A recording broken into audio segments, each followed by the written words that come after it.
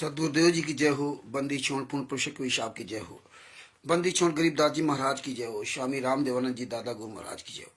बंदी छोड़ पूर्ण ब्रह्म पूर्ण परमेश्वर सतगुरु संत रामपाद जी महाराज की जय हो। परमात्मा की सही प्यारी आत्माओं कानपुर श्री रामचंद्र दास के साहेब भगत भाइयों, ये ज्ञान अमृत एवं षड्यंत्र का विश्व पुस्तक है। इसमें संत रामपाद जी महाराज के सभी केसों का जजमेंट दिया हुआ है।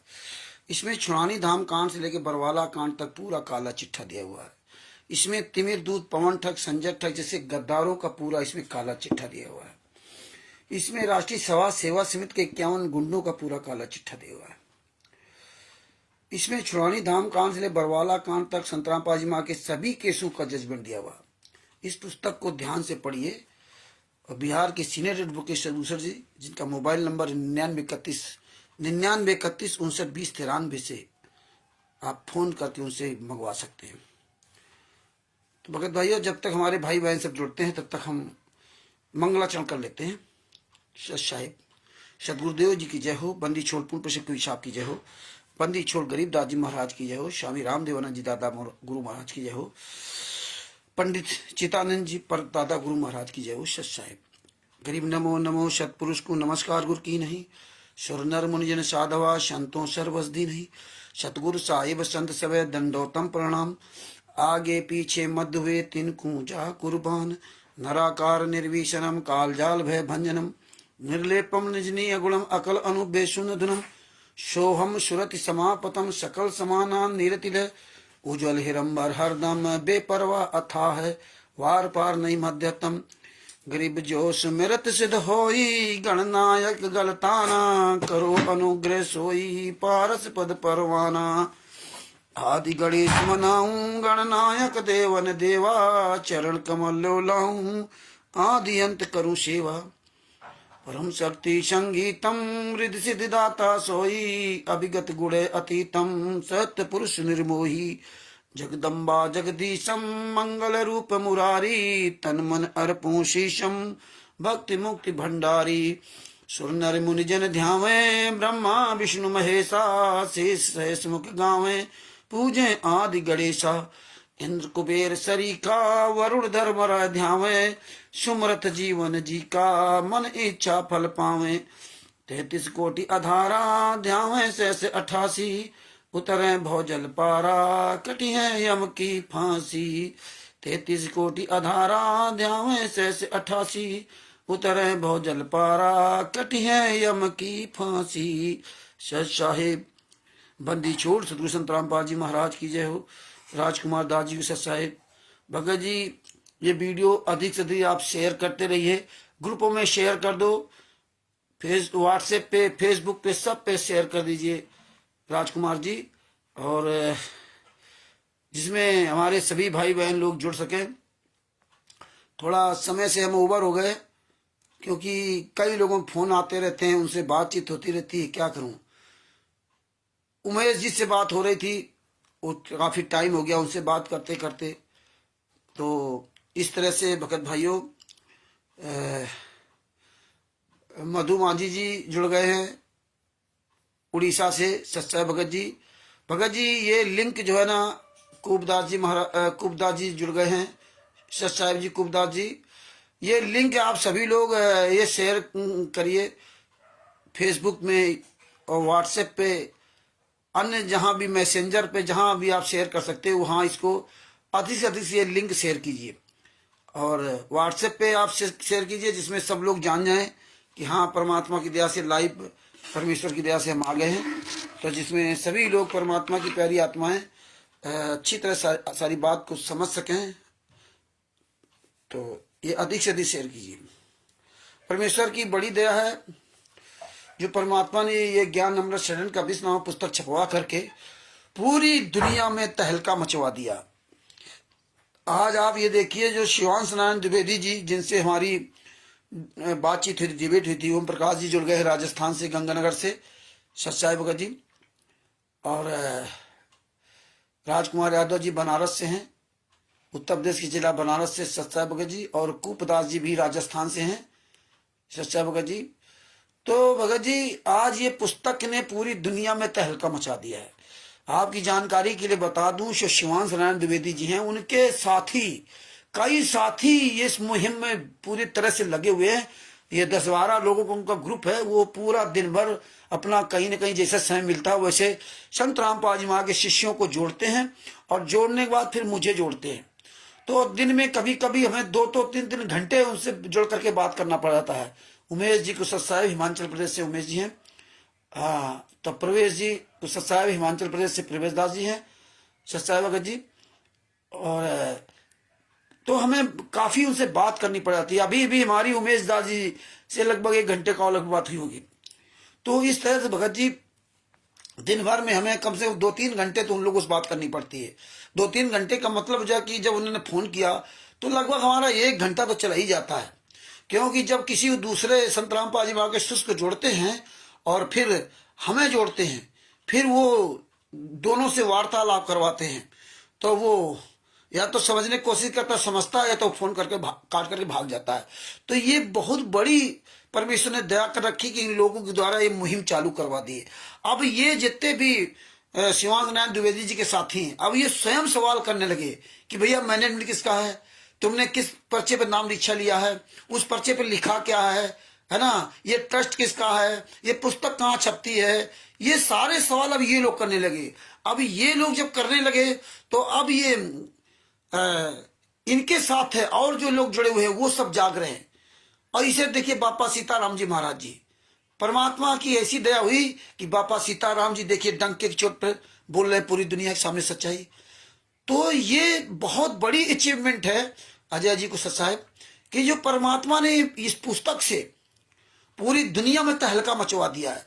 और आज आप देखिए कि इनकी हिम्मत नहीं, इनकी औकात नहीं किसी भी चीज को सही साबित करने के लिए किसी का सामना कर सके।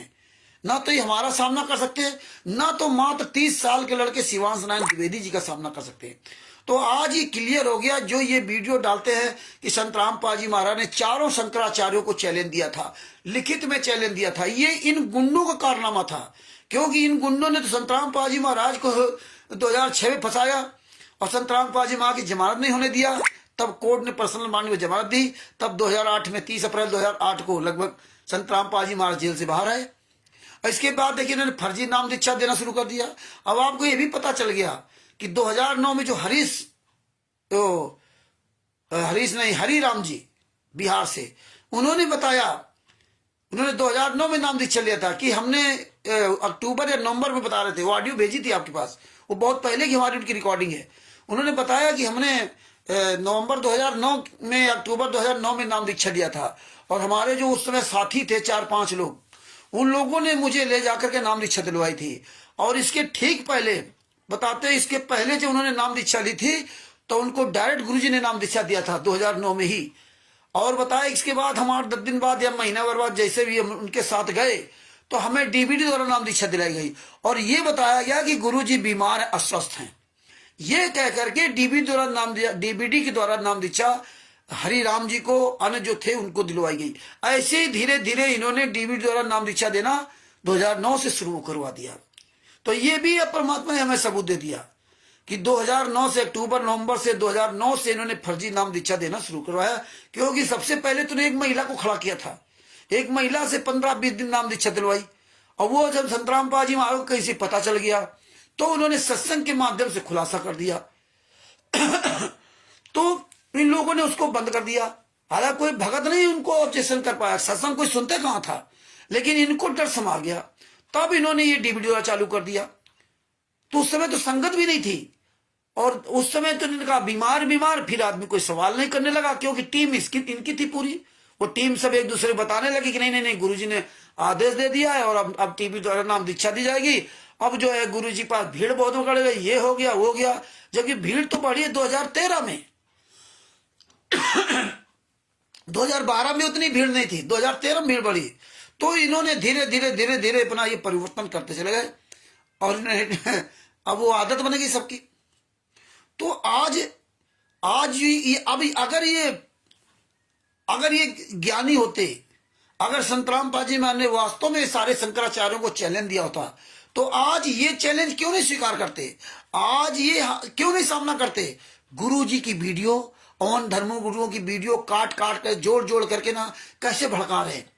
अरे जब स्वामी रामदेवानंद जी महाराज ने संत रामपाल जी महाराज को ज्ञान दिया, मान लो संत रामपाल जी महाराज को जब स्वामी रामदेवानंद जी महाराज ने ज्ञान दिया, तो संत रामपाल जी महाराज ने, मान लो इनके कहने पर संत रामपाल जी महाराज ने अगर लेटर भेजा, तो आप बताइए, उन्होंने ये नहीं कहा कि मेरे गुरु जी का ये ज्ञान है, गुरु जी की वीडियो कटिंग करके भेजते, नहीं, उन्होंने कहा कि भाई आइए हम चर्चा करते हैं। अगर गुरु जी ने कहा तो आज संत रामपाल जी महाराज जेल में है।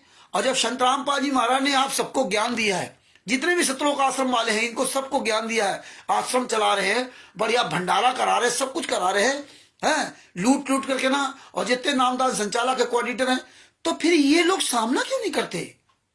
फिर गुरु जी वीडियो जोड़ जोड़ के क्यों डालते हैं? चोरों की तरह ये वीडियो बना के क्यों डालते हैं? फर्जी चैनलों पे अपना क्यों बोलते हैं? किसी भी नेशनल चैनल में आएंगे ना, ये अपने सतलोक आश्रम धनानाम बुलाएंगे, ना ये भक्तों का कोई सामना करते हैं, और गुरदोही पीला पर्चा, गुरदोही पीला पर्चा क्यों? इससे क्लियर हो गया है कि अब इनको ये पता चल गया है कि पूरी दुनिया में हम लोगों ने इनके खिलाफ सारे सबूत पहुंचा दिए। क्योंकि पहले जब मेरठ में प्रोग्राम होता था, तो वहां पर ये कई बार हरियाणा के गुंडे आए अपनी पूरी टीम लेकर के ना, राजस्थान में समागम हुआ वहां पर देवली में, वहां पर ये टीम लेकर गए, वहां लठ मारकूट किया। तिमिर दूत पवन ठग को मध्य प्रदेश के उज्जैन में पता नहीं कहां हो गया था, वहां इसको मारा पीटा, इसके घर में मारा पीटा। करण को पंजाब गंगानगर में मारा पीटा, है ना। ओम प्रकाश जी जो गंगानगर से, इनको भी रास्ते में सूरजगढ़ पता नहीं क्या पड़ता, वहां इनको घेरा था मारने के लिए। और संजय को बिहार में बहुत मारा, और हर जगह ये चढ़ाई करते थे, हैं, सब जगह चढ़ाई करते थे। तो अब ये क्यों नहीं सामने आ रहे? अब ये क्यों चोरों की तरह संत रामपाल जी में वीडियो काट के लगा रहे हैं? इसका मतलब इनको पता चल गया है कि ये जो संत रामपाल जी महाराज का जो चैलेंज वाला वीडियो दिखाते हैं, लेटर दिखाते हैं, वो सब फर्जी था। क्योंकि इन गुंडों के कहने पर संत रामपाल जी महाराज ने काम किया, इन गुंडों कहने पर, और नहीं तो वो इस तरह काम ही नहीं करते। संत रामपाल जी महाराज का ये ज्ञान थोड़े था, क्योंकि संत रामपाल जी मैंने बताया था कि कबीर साहब के पास जब सर्वानंद गया, सारे वेद शास्त्र ले गए, तो कहा वही कबीर हार गया और मैं जीत गया। बोले लिख दो, तो उसने लिख दिया, उन्होंने लिख दिया कि कबीर हार गया। वो तो उनकी शिष्या को, जो उसकी माँ उनकी शिष्या थी, उनको दिखाने के लिए ये दिखा दिया कि नहीं देखो हम अक्षर पलट गए। बात बाकी वहां तो उन्होंने बाकायदे अपना अंगूठा लगाया, सब कुछ किया, तो वो अक्षर क्यों पलट दिया? है ये तो ₹100 वाला काम हो जाएगा कि आप परमात्मा, तो आप कुछ भी कर सकते। तो ऐसा कुछ नहीं था। तो इसी तरह संत रामपाल जी महाराज ने किसी कोई चैलेंज नहीं दिया था। ये सारे गुंडे अपने मनमानी खुद करवाते थे, करवाते थे। इसीलिए करवाया था कि आज हम उन्हीं की वीडियो कटिंग कर, जब तुमने ज्ञान उनसे सीख लिया, तो तुम क्यों नहीं सामना करते? तुम क्यों चोरों की तरह छुपते? ये जितने भी नामदान संचालक, कोऑर्डिनेटर, स्टेट कोऑर्डिनेटर, ये सामने क्यों नहीं आ रहे? ये जो 10-10, 5-5 हजार रुपए सैलरी दे करके इनको आगे करते हो, आप फर्जी वीडियो बना डालो, तो ये आपको सोचना पड़ेगा। तो इनकी सारी पोल खुल गई। आज ये कोई छोटा सा बच्चा इनको कह दे, एक भी सवाल कर देता है, तुरंत कह देते गुरुद्रोही हो। जगत वाला व्यक्ति तो कहेंगे तो वो तो ब्रह्मा विष्णु महेश कहिए, मतलब इनके पास जवाब नहीं किसी का।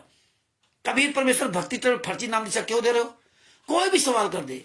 तो आज ये क्लियर हो चुका है कि जो भी नाम दीक्षा दी जा रही है, या जो भी ये चैलेंज वाला वीडियो चल रही है, सब फर्जी है। और नहीं तो जब तुम वो ज्ञान सीख गए तो तुम सामना करो ना, नहीं सामना करेंगे। तो ये आप देखिए बहुत बड़ा सवाल है ये।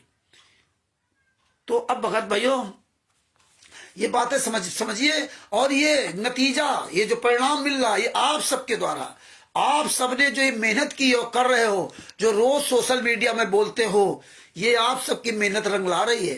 ये आप समझ लीजिए, आपका बोलना, जो छोटे वीडियो डाल रहे हो, छोटे छोटे वीडियो डाल रहे हो, रात दिन लगे हुए हो, ये आपकी मेहनत रंग ला रही है। क्योंकि अब पूरी दुनिया समझ रही, सुन रही है, इसलिए इनकी औकात नहीं किसी का सामना कर जाए। ये देखिए, परमात्मा ने, संत रामपाल जी महाराज ने हमें आपको इतनी बड़ी उपलब्धि दे रखी है। बताइए, पीला पर्चा, गुरदोही, गुरदोही, गुरदोही, गुरदोही, मतलब इनके पास कोई सवाल ही नहीं बचा, शब्द नहीं बचा, बस गुरदोही के अलावा।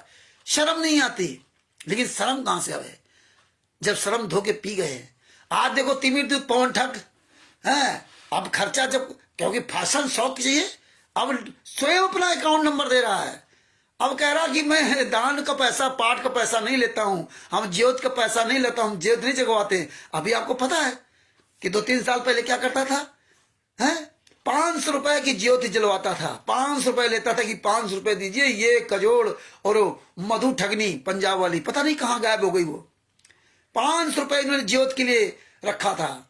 और इसी पवन ठग ने दान पाठ 10वां अंश का सबका पैसा मांगा, मेरठ से भागा था। 10वां अंश का पैसा इसको कहीं नहीं दिया। इसके वीडियो है, इसने स्वयं अपने गंदे मुख से बोला, क्योंकि काल ब्रह्म का दूत है, तिमिर दूत। ऐसे ये बेशरम लोग हैं, इनकी दशाएं खराब होंगी, चिंता ना करो, क्योंकि आदत खराब हो गई ना दूसरे के पैसे खाने के लिए। अब इसको परमात्मा नहीं दे रहा है, हाँ, इसको परमात्मा नहीं दे रहा है, इसको रोज परमात्मा मिलते हैं। तैमूर लंग की मां ने केवल मन में ही सोचा था, परमात्मा अगर पैसा दे देता तो इतनी गरीबी, और परमात्मा ने इतना पैसा दे दिया कि तैमूर लंग की क्या दशा हुई आप सोच नहीं सकते। तो ये इनको परमात्मा पैसा नहीं देता। अगर देता होता तो पैसा मांगते नहीं कि हमें सेवा के रूप में पैसा दो। तुम क्या सेवा करोगे? सेवा स्वयं आदमी अपनी करेगा ना। नरसिंह जी ने 56 करोड़ लुटाए थे, किसी भगत को कहने पर नहीं दिया था कि नानक जी मांग लेते तो नानक जी को दे देते, सदना जी मांग लेते तो सदना जी को दे देते, गणिका माई को दे देते। गणिका माई ने अपने धन को लुटाया, जो भी गलत कमाई से कमाया था अनजाने में, सब कुछ उड़ा हटा दिया, दे दिया परमात्मा के हाथ में। कि परमात्मा तो पारस मणि है, छूते ही लोहा छुअत सोन हो जाए। पारस बटिया है जिनके घर में लोहा छुअत सोन हो जाए। तो ये है। और आज ये पवन ठग मांग रहा है, अपना खाता नंबर दे रहा है, बैंक अकाउंट नंबर दे रहा है कि सारे लोग सेवा दो, सेवा दो, सेवा दो। तो ये भगत जी देखिए, ये सब परेशान होंगे, ये चिंता न करो। आए दिन आने वाले समय में सबकी दुर्दशा होंगी। अब हम अपनी मेन बात पर आते हैं। कबीर सागर का सल्लार्थ, जो परमात्मा ने बहुत अच्छी सी बातें इसमें दिखवा रहे हैं, जो हमें आपको चारों तरफ से मजबूत होना पड़ेगा। चारों तरफ से हल्ला जो बोल अभियान हमें चालू करना पड़ेगा। और आज इसी तरह यही नतीजा है कि चारों तरफ से हम लोग इन पर हल्ला बोल अभियान छोड़ रखा है।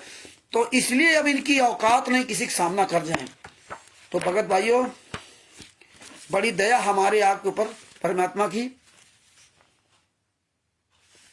हाँ, बड़ी बड़ी दया है हमारे जो बापा सीताराम जी महाराज जी को सत साहेब जय हो बंदी छोड़ की। सब चिल्लाने लगे पैसा दो, पैसा दो। ये सब गुरु बन गए, ये सब गुरु बन गए। इनके हाथ में दो पैसा, ये सब शुद्ध होगा। आज आपको परमेश्वर की दया से 268 पेज पर कबीर सागर का सल्लार्थ है। ये कबीर सागर का सल्लार्थ, इसके पेज नंबर 268 पे आपको लेके चलता हूं। परमेश्वर की बड़ी दया है। 264, 65, 67, 68।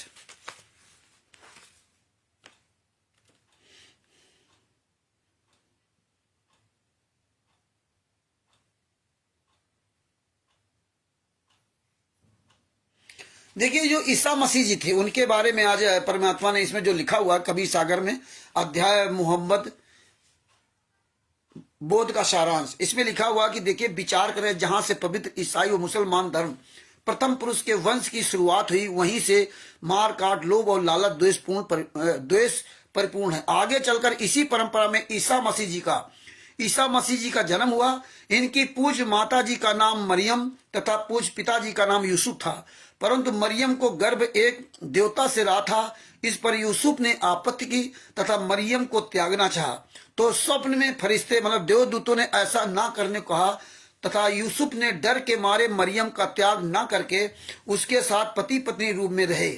देवता से गर्भवती हुई मरियम ने ईसा को जन्म दिया। हजरत ईसा से पवित्र ईसाई धर्म की स्थापना हुई। ईसा मसीह के नियमों पर चलने वाले भक्त आत्मा ईसाई कहलाए तथा पवित्र ईसाई धर्म का उत्थान हुआ है। इसके बाद देखिए क्या हुआ। प्रमाण के लिए कुरान शरीफ में सूरा मरियम 19 में तथा पवित्र बाइबल में मत्ती रचित सुसमाचार मत्ती आबलिक 1.25 प्रश्न नंबर 1-2 पर ईसा मसीह जी को पूर्ण परमात्मा मिले थे। हजरत ईसा जी को भी पूर्ण परमात्मा सतलोक से आकर मिले तथा एक परमेश्वर का मार्ग समझाया। इसके बाद ईसा जी एक ईश्वर की भक्ति समझाने लगे। लोगों ने बहुत विरोध किया, जैसे संत रामपाल जी महाराज का विरोध किया गया था। ये ध्यान से सुनना, ये कोई कथा नहीं है, ये तो भगत जी परमात्मा ने जो ये लिखा है उसकी बात बता रहा हूं। ये हम लोग पढ़ते नहीं, हमारी आपकी कमियां हैं, लेकिन परमात्मा ने सब पढ़वाया था और यह सत्संग के माध्यम से बताया भी है। परमेश्वर समझाने लगे। लोगों ने बहुत विरोध किया, फिर भी वे अपने मार्ग से विचलित नहीं हुए, परंतु बीच बीच में ब्रह्मकाल ज्योति निरंजन के फरिश्ते हजरत ईसा जी को विचलित करते रहे तथा वास्तविक ज्ञान को दूर रखा। विचलित करते रहे और वास्तविक ज्ञान को दूर रखा।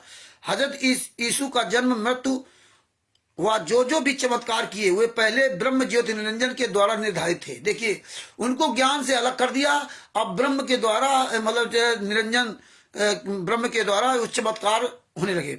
ये प्रमाण पवित्र बाइबल में है कि एक व्यक्ति जन्म से अंधा था। आज भी होता है इनके ईसाइयों क्या, कहीं भी आप देख लो, अंधा था। वह हजरत यीशु मसीह के पास आया। हजरत जी के आशीर्वाद से उस व्यक्ति की आंखें ठीक हो गई। ये काल ब्रह्म की दया थी, ये परमात्मा की दया नहीं थी। परमात्मा के मार्ग में ये नहीं है कि आप आशीर्वाद दो, ये दो तो उसका ये रोग ठीक हो जाए। आप उसको परमात्मा से जोड़ दीजिए, वो है, वो परमात्मा से जोड़ दीजिए और वो भक्ति करेगा, यानी कि भक्ति रूपी दवाई खाएगा तो भी ठीक हो जाएगा। आप अपनी भक्ति की शक्ति क्यों नष्ट कर रहे हैं? तो हजरत ईसा जी के आशीर्वाद से उस व्यक्ति की आंखें ठीक हो गई। शिष्यों ने पूछा, हे मसीह जी, इस व्यक्ति ने या इसके माता पिता ने कौन सा ऐसा पाप किया था जिस कारण से ये अंधा हुआ तथा माता पिता को अंधा पुत्र प्राप्त हुआ? ईसा जी ने कहा कि इसका कोई पाप नहीं है जिसके कारण ये अंधा हुआ है तथा ना ही इसके माता पिता का कोई पाप है जिस कारण से उन्हें अंधा पुत्र प्राप्त हुआ। यह तो इसलिए हुआ कि प्रभु की महिमा प्रकट करनी है। भावार्थ यह है कि यदि पाप होता तो हजरत यीशु आंखें ठीक नहीं कर सकते थे। यहां क्लियर हो गया कि हजरत ईसा मसीह जी ने इसमें बताया, इससे स्पष्ट हो गया कि अगर उसके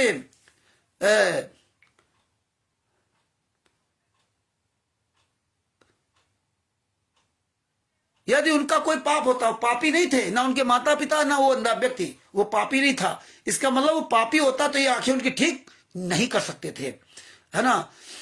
ये सब काल ज्योति निरंजन ब्रह्म का सुनियोजित जाल है जिस कारण उनके द्वारा भेजे अवतारों की महिमा बन जाए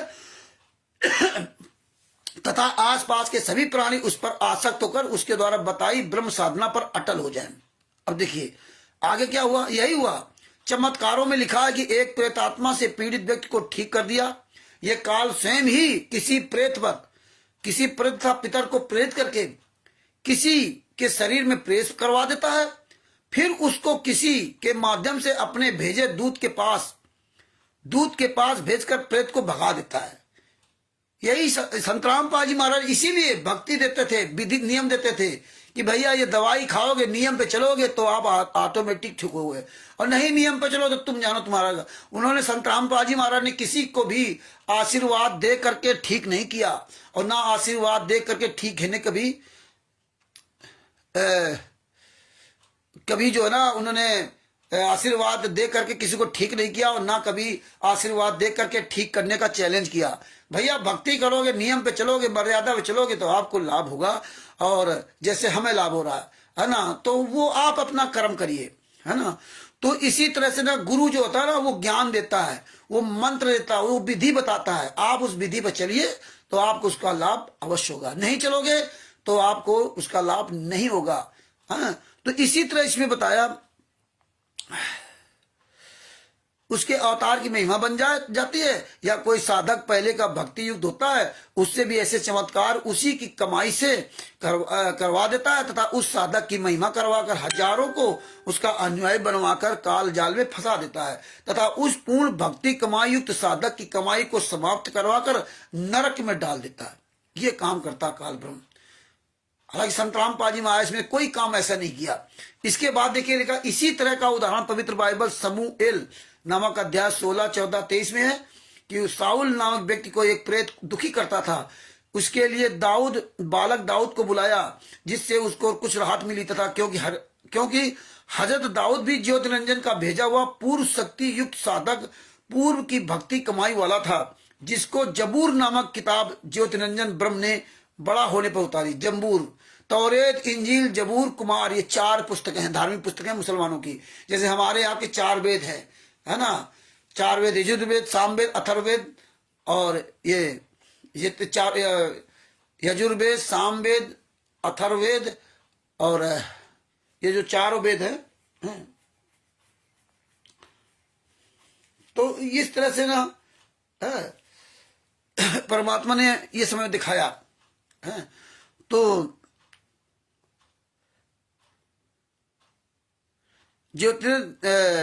वही जो 4 हमारे वेद हैं, वही 4 इनकी ये किताबें, ये उनके वेद हैं। हाँ, सब वही, थोड़ा बहुत डिफरेंट है।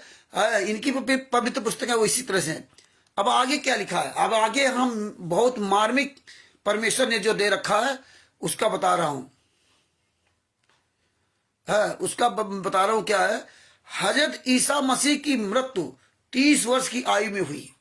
हजरत ईसा मसीह की मृत्यु 30 वर्ष की आयु में हुई, जो पूर्व ही निर्धारित थी। स्वयं ईसा जी ने कहा कि मेरी मृत्यु निकट है तथा तुम मेरे 12 शिष्यों में से एक मुझे विरोधियों को पकड़वाएगा। देखिए, ईसा मसीह जी ने कहा कि तुम में से 12 शिष्यों में मुझे एक पकड़वाएगा, मेरी मृत्यु निकट है। इसीलिए संतराम पाजी महाराज ने बताया था कि मुझे जान से मार डालते, मैं छुपा रहा इसलिए बच गया। इसलिए संतराम पाजी महाराज ने 2001 में कह दिया था, ये जो है पंथ भ्रष्ट होने जा रहा, ये कबीर पंथ जो है ना, ये मतलब जो है बर्बाद होने जा रहा, नष्ट होने जा रहा। संतराम पाजी महाराज इसीलिए सब कुछ बता दिया था कि ये मेरे शिष्य नहीं है, ये मेरे कंट्रोल में नहीं है, ये मेरा कहना नहीं मानते। और सत्संग के माध्यम से सब कुछ बताया कि यहाँ तुम लालच बस मेरे शिष्य बने रहे, यहाँ केवल आ रहे हो अपने लाभ के लिए, तुम्हें कोई मतलब नहीं, ना भक्ति, ना ज्ञान से, ना गुरु से। तो इसी तरह देखिए, ईसा मसीह जी को भी उनके शिष्यों ने ही उनको फसूली पे चढ़वाया। राजा वहां का बहुत बढ़िया था, लेकिन राजा को राज चलाना है, राजा को राज चलाना है। यही देखिए आज यहां हो रहा है कि सरकार ने क्या कर रही, उनको राज चलाना है, इसलिए इन गुंडों का साथ दे रही, और शिष्यों ने ही उनको सजा करवाई, और शिष्य ही संत रामपाल जी को जान से मरवाने का पूरा प्लान बनाया। और आज भी यही चाहते हैं कि किसी तरह ये जान से मर जाए। और भगत समाज को अब बता दिया कि लीला कर रहे हैं, लीला कर रहे हैं। तो देखिए इसमें कहा हजरत ईसा मसीह, और पैसे के लालच में, देखिए पैसे के लालच में, आगे आप सुनिए। आप इसीलिए हमें आपको हमें अलर्ट रहना पड़ेगा।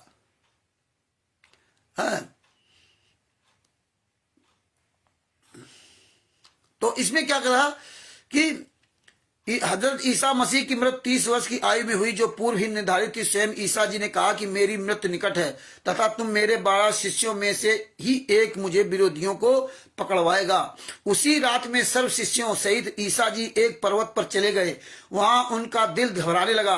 अपने शिष्यों से कहा कि आप जागते रहना, मेरा दिल घबरा रहा है, मेरा जी निकला जा रहा है, मुझे सहयोग देना। ऐसा कहकर कुछ दूरी पर जाकर मुंह के बल पृथ्वी पर गिरकर प्रार्थना की। वापस चेलों के पास लौटे तो वो सो रहे थे। यही हाल हमारा आपका है कि संत रामपाल जी महाराज 2014 तक खूब सत्संगों के माध्यम से हमें बताया, लेकिन हम लोग नहीं जागे।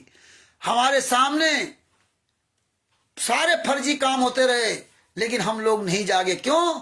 क्योंकि हम जाते थे तो वहां बढ़िया भंडारा मिलता था, और बढ़िया रजाई मिल जाती थी, और बढ़िया नहाने धोने सारी फ्री व्यवस्थाएं थी, और साबुन बढ़िया फ्री, तेल सब कुछ फ्री था।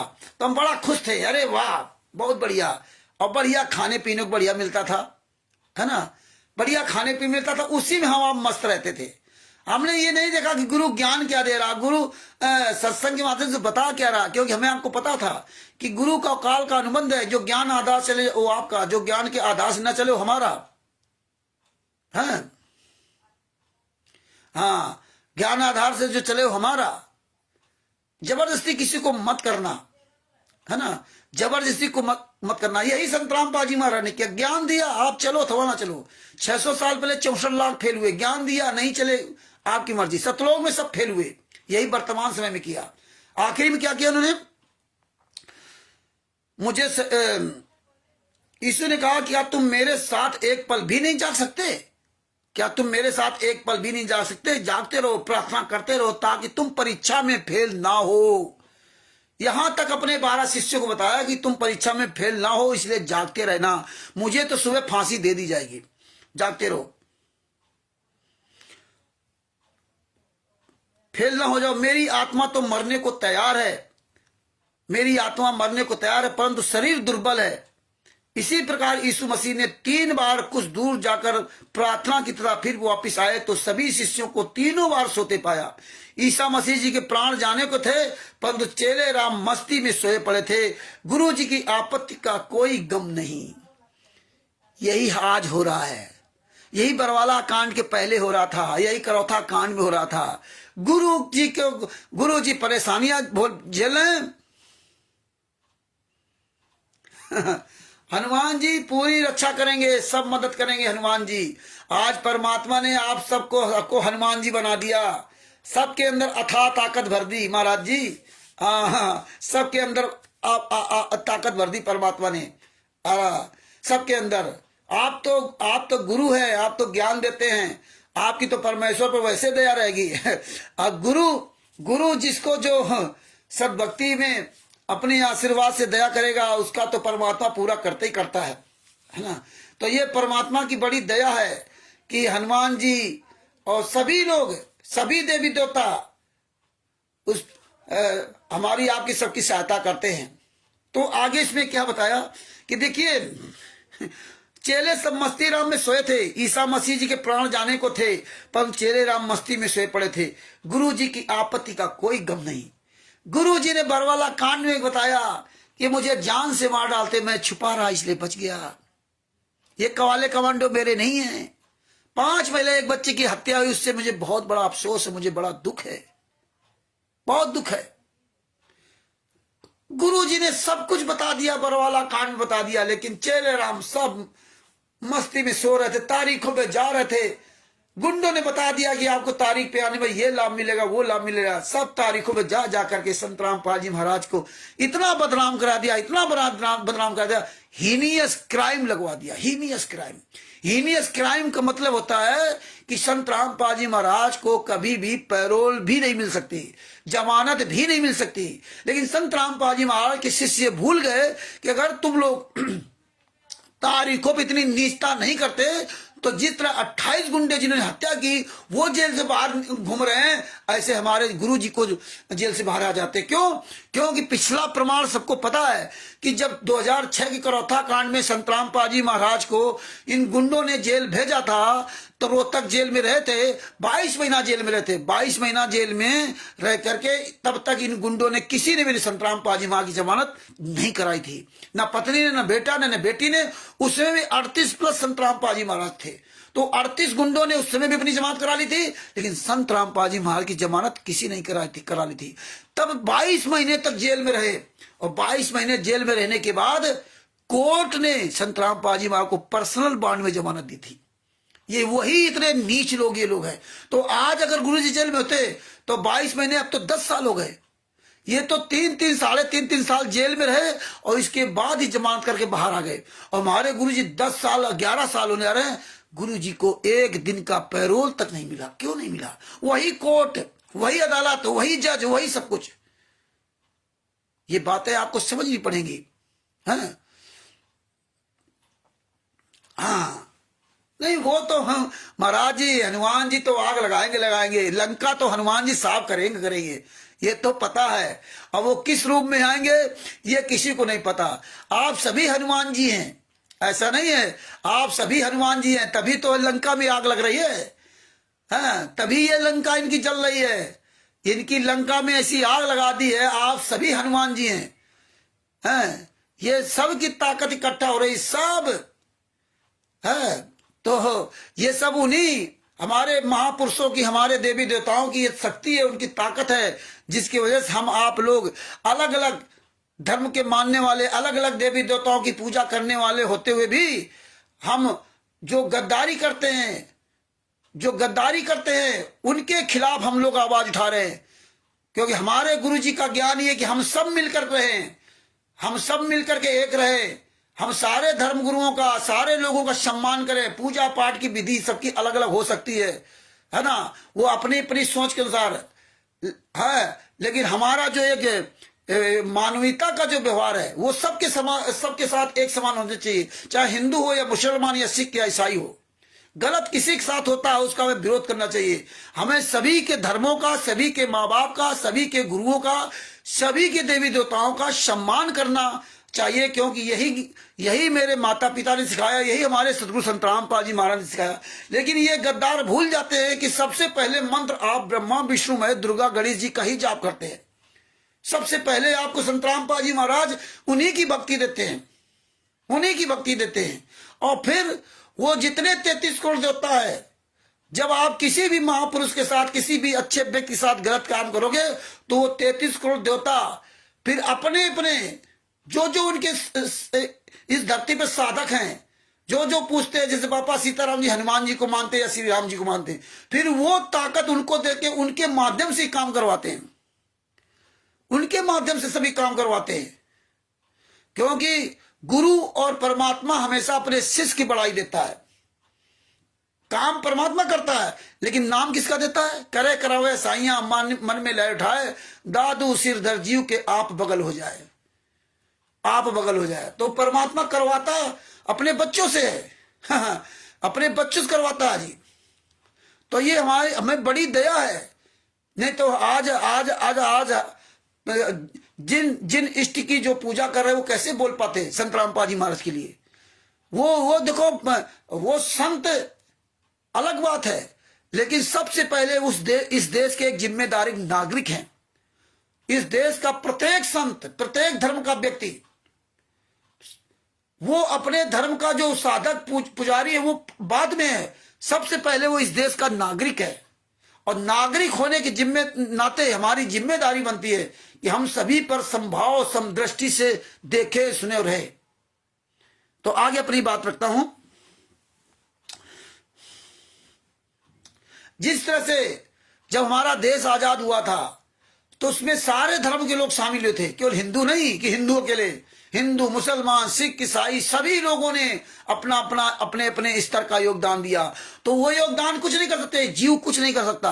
वो जिन इष्ट की पूजा करते थे, जिनको वो मानते थे, हिंदू मुसलमान सिख ईसाई, हिंदू में कोई ब्रह्मा जी की पूजा करता होगा, विष्णु की, दुर्गा जी, गणेश की, अलग अलग जिनकी जो पूजा करते थे, वो उनको वो ताकत दे करके अंग्रेजों को यहां से भगाया। नहीं तो 250 साल या 200 साल राज करने वाले अंग्रेजों को एक आम आदमी नहीं भगा सकता था, एक आम आदमी की हिम्मत नहीं थी।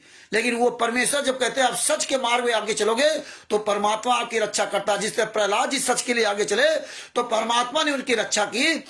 वो विष्णु भगवान को मानते थे तो विष्णु भगवान के रूप में परमात्मा ने उनकी रक्षा की और काल ब्रह्म उनका बाल बाका नहीं कर पाया।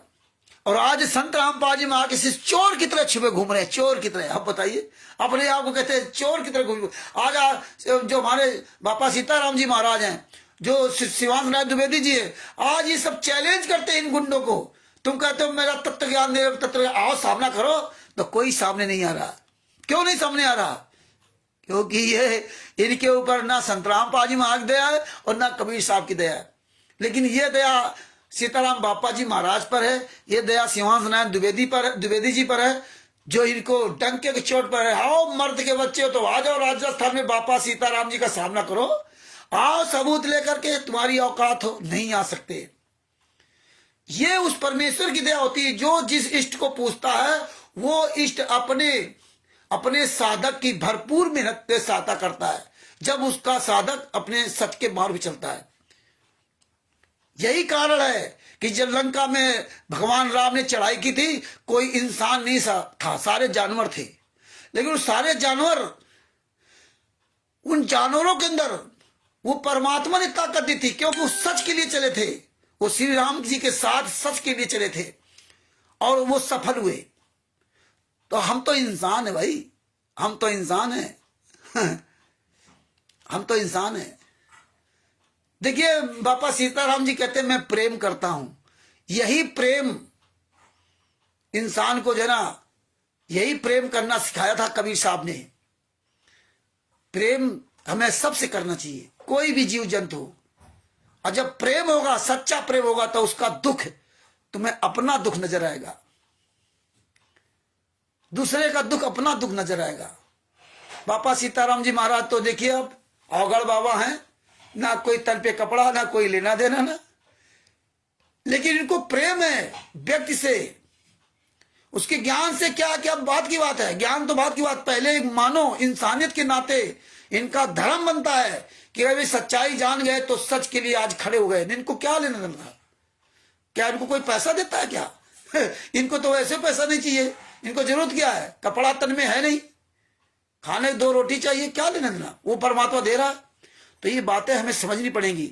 इसीलिए हम सबका सहयोग लेते हैं, हम सबके साथ चलते मिलकर के ना, सारे धर्म के लोगों के साथ हम मिलकर चलते। भैया हमारे गुरु ने सिखाया है, पूजा कोई विधि क्या कर रहा है वो मात नहीं, मात ये सबका सम्मान करना, इज्जत देना।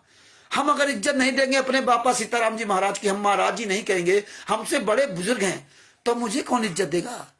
इज्जत मांगने से नहीं मिलती है, इज्जत करने से इज्जत मिलती है? ज्ञान सुनाने से नहीं फर्क पड़ता, ज्ञान पे चल के दिखाओ तब उसका फर्क पड़ेगा। तो सुनाना नहीं होता है। आज बापा सीताराम जी जब सच्चाई जान गए, पूरी दुनिया सामने चिल्लाने लगे, आओ मर्द के बच्चे सामना करो ना, उनका जवाब दो आकर के। तुम्हें पता है कि बापा सीताराम जी सारी सच्चाई जान गए, अब उनका तुम सामना नहीं कर सकते, क्योंकि तुम्हें सब अब शेर नजर आने लगे, सब शेर नजर आने लगे, इसलिए तुम नहीं कर सकते। तो देखिए भगत भाइयों, आखिर में क्या हुआ, परंतु चेहरे राम मस्ती में सोए पड़े थे। इसलिए आप सब लोग संत रामपाल जी में आगे शिष्य होकर के मस्ती में मत सो, लीला लीला मत चिल्लाओ।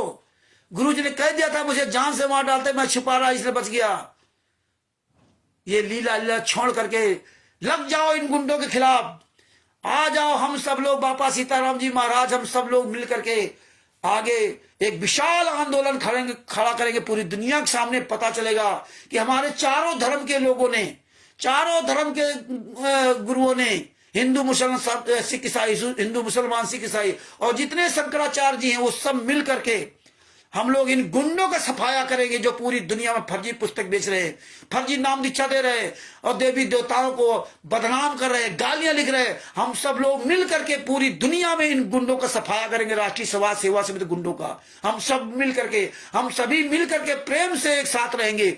हम ये नफरती जो है, नफरत भरा हुआ इस समाज में नहीं रह सकते, और हम जरूर कामयाब होंगे। हम जरूर, ये हैं कितने, ये चोर चक्के बेईमान भोले भाले लोगों को आगे कर रहे हैं। अपना तो चोर की तरह छुप गए पीछे तरह, अपना आप छुप गए, नहीं आएंगे। क्वार्टर, नामदान संचालक, स्टेट क्वार्टर, जितने सत्रों का संचालक, ये नहीं आ रहे हैं, ये नए नए लोगों को आगे कर रहे हैं। बस अपना छुप गए चोर की तरह। तो ये देखिए परमेश्वर ने कितनी बड़ी उपलब्धि दी।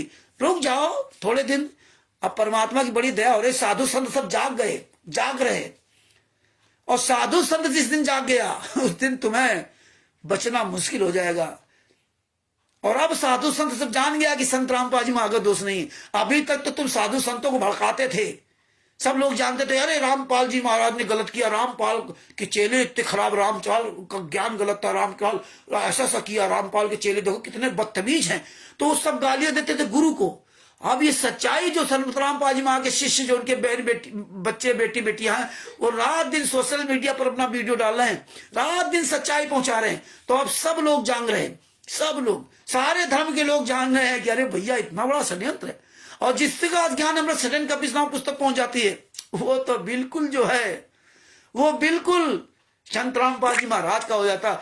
ये आप सभी संत रामपाल जी महाराज के शिष्यों का की नैतिक जिम्मेदारी है कि आप अपने गुरु का आचरण, जो गुरु ने आपको सिखाया है, आप अपना आचरण पूरी दुनिया के सामने अपने आचरण को दिखा करके प्रदर्शित करो, आचरण अपनाओ। जैसे बापा सीताराम जी आज पूरी दुनिया के सामने चिल्ला रहे हैं, तो उनका ये आचरण है, उनके गुरु ने ये सिखाया है, इसलिए वो ये काम कर रहे हैं, इसलिए वो सत्य को सत्य कर रहे हैं। और तुम्हारे गुरु ने तुम्हें ये सिखाया है, तो तुम भी अपनी पूरी जिम्मेदारी समझिए, चिल्लाइए, रात दिन चिल्लाइए। धीरे धीरे रे मना धीरे सब कुछ होए, माली सींचे 100 घड़ा, ऋतु आए फल होए। ऋतु आए फल होए। धन है हमारे यादव कृष्णादासी जी। जैसे जब बोलते हैं ना तो इनके हराम जादों के कान के पर्दे फट जाते हैं। इनकी ऑडियो सुन करके हमें बड़ी हंसी आती है। इनकी आवाज देखिए, बुलंद आवाज। चोर चक्के बेईमानों की क्या औकात। बापा सीताराम जी का देखिए बॉडी लैंग्वेज, सबसे ज्यादा आपकी बॉडी लैंग्वेज प्रभावित करती लोगों को। हाँ, सबसे ज्यादा बॉडी लैंग्वेज बापा सीताराम जी की बॉडी लैंग्वेज देखिए। जब बोलते हैं पूरी धुन में, मस्ती में, झूम करके ना, जैसे ऐसे बोलते हैं जैसे कोई पूरा इनको रटा हो या कोई स्क्रिप्ट लिखी हो तैयार, वो बोल रहे हो, बिना कोई लिखा पढ़ा देख करके वो धड़ाधड़ बोलते हैं। यही बॉडी लैंग्वेज पूरी दुनिया को प्रभावित करती है। यही बॉडी लैंग्वेज, यही आपकी आवाज। आपकी आवाज आप बताती है कि अंतरात्मा से आप कितने अच्छे हो, और आपकी आवाज ही बताती है कि अंतरात्मा से कितने आप गंदे हो। तो ये भगत भाइयों बड़ी दया है परमात्मा की। और लगे रहो ऐसे ही, खूब खूब कमेंट्स में लिखो, जम करके ना कमेंट में लिखो, अपना मोबाइल नंबर डालो, पुस्तक डालो, और बापा सीताराम जी महाराज की वीडियो डाउनलोड करके अपने अपने सभी चैनल डालो। अब आगे बात करते हैं। तीसरी बार जब परंतु चेले राम मस्ती में सोए पड़े थे, गुरु जी की आपत्ति का कोई गम नहीं था। आज देखो वही हाल हो रहा है। तीसरी बार भी सोए पाया तब कहा कि मेरा समय आ गया है। तीसरी बार सोया पाया तब कहा कि मेरा समय आ गया है, तुम अब भी सोए पड़े हो। गुरु जी ने क्या कहा था? मेरी अंतिम पुकार सुन लो, मेरी अंतिम पुकार सुन लो, मेरा मुंह काला मत कराओ। तुम मेरा कहना नहीं माना, मेरा कहना नहीं माना, मेरी अंतिम पुकार सुन लो, मेरा मुंह काला मत कराओ। सत्संग के माध्यम से परमेश्वर ने खूब सुनाया, लेकिन हम लोग जा करके मस्ती में बरवाला में आश्रम में बढ़िया खूब खाते पीते रहे। हम भी यही काम करते थे, खूब खाते पीते रहे, खूब चाय पीते रहे, ले ले भर भर कटोरा हराम की, फ्री की। गुरु क्या सुना रहा हमें कोई लेना देना नहीं। यही ईसा मसीह जी कह रहे हैं। गुरु कह रहे अपने 12 शिष्यों से, भैया रात भर जागते रहो, जागते रहो, मेरा अंतिम समय आ रहा है। अरे जागते रहोगे तो तुम पास हो जाओगे। क्या कौन सा काम उन्होंने दिया? केवल जागना कहा था ना, एक रात जागना है और तुम पार हो जाओगे, सब लोग पास हो जाओगे। और आप सोना नहीं। मेरी तो मृत्यु निकट है, मैं सुबह तो मार दिया जाऊंगा, लेकिन तुम लोग 12 शिष्य जागते रहो। उसमें एक शिष्य ने पैसे के लिए मर्डर करवा दिया ईसा मसीह जी का। आज लाखों शिष्यों ने पैसे के लिए संत रामपाल जी महाराज को सजा करवा दिया। ये सोचिए, ये सोचिए आप लोग। और आप लोग लीला लीला चिल्लाते हो। आप लोग, मेरा गुरु क्या कहा था, मुझे जान से मार डालते, मैं छुपा रहा इसलिए बच गया। पूरी दुनिया के सामने बोला। मुझे अफसोस है जो 5 महिला बच्चों की हत्या। ये गुंडे क्या कहते हैं, जेल से ऑडियो आ गई कि वो तो सतलोक चले गए, 5 महिला बच्चे। बड़ा दुख होता है, बड़ा दर्द होता है कि दया बिना दरवेश कसाई। हमारे आपके अंदर दया भाव तो खत्म ही हो गया सब। अन्य धर्मगुरु गाली देने के लिए हम लोग लग गए। आप लोगों से मैं प्रार्थना करता हूं, निवेदन करता हूं, भगत जी, ये बहुत कीमती समय है। आप लोग अपना मुंह खोलिए। अपने मुंह पे ताला क्यों लगा रखा है? यही बात इसमें लिखी है कि भैया तुम लोग जागते रहिए। केवल जागना था उनको, वो जाग नहीं सके, नींद में मस्त सोते रहे। यही आज हम आप कर रहे हैं। हम लोग रात दिन अपना कमाई में लगे हुए हैं। हमने गुरु के लिए मुंह पे ताला लगा रखा है। हमें तो बोलना नहीं आता। कितनी शर्म की बात है। तुम्हारा ये सब वीडियो बनना। जिस 600 साल पहले हम 64 लाख ने नीच काम किया था, तो संत रामपाल जी महाराज ने, कबीर साहब ने पूरी दुनिया को नीच नहीं कहा। तुम 64 लाख को बताया कि तुम नीच काम किए थे। जिनको तुम नीच कहते हो परमात्मा ने कहा उनकी तो गलती माफ हो जाएगी, उनकी तो गलती माफ हो जाएगी जब वो शरण में आ जाएंगे कभी भी, लेकिन तुम्हारी गलती माफ नहीं होगी। तो आप लोग ये समझिए, सोचिए, अपने गुरु के लिए मुंह खोलिए। कई भगत भाई बहन मुंह नहीं खोल रहे, अपने मुंह का ताला हटाए, मुझे तो बोलना नहीं आता, मैं क्या बोलूं मोबाइल के सामने। अरे मोबाइल के सामने तुम्हें बोलना नहीं आता तो आप जब रहे वो आंदोलन होगा तो वहां क्या करोगे? आप वहां यही कहोगे रामचंद्र ने बुलाया था, सतभूषण जी ने बुलाया था। तो भैया आप लोग मत आना अगर आपको आपका मुंह नहीं खुल रहा। हम भगत जी वहां रैली में उसमें आंदोलन में हम बुला नहीं रहे, आपकी मर्जी हो तो आप आना और ना मर्जी तो मत आना, लेकिन आना तो आप बोलने की क्षमता रखना, इसलिए पहले सीख लो। ऐसे वहां आकर के भैया बदनाम मत कराना कि रामचंद्र ने बुलाया था इसलिए चले आए। इसका मतलब तो है अपने ये पवन संजय मैंड के पास चले जाना, वहां भीड़ का हिस्सा बनना। आप अपने गुरु के लिए नहीं बोल सकते तो किसके लिए बोलोगे? हैं? आपके पास समय नहीं है।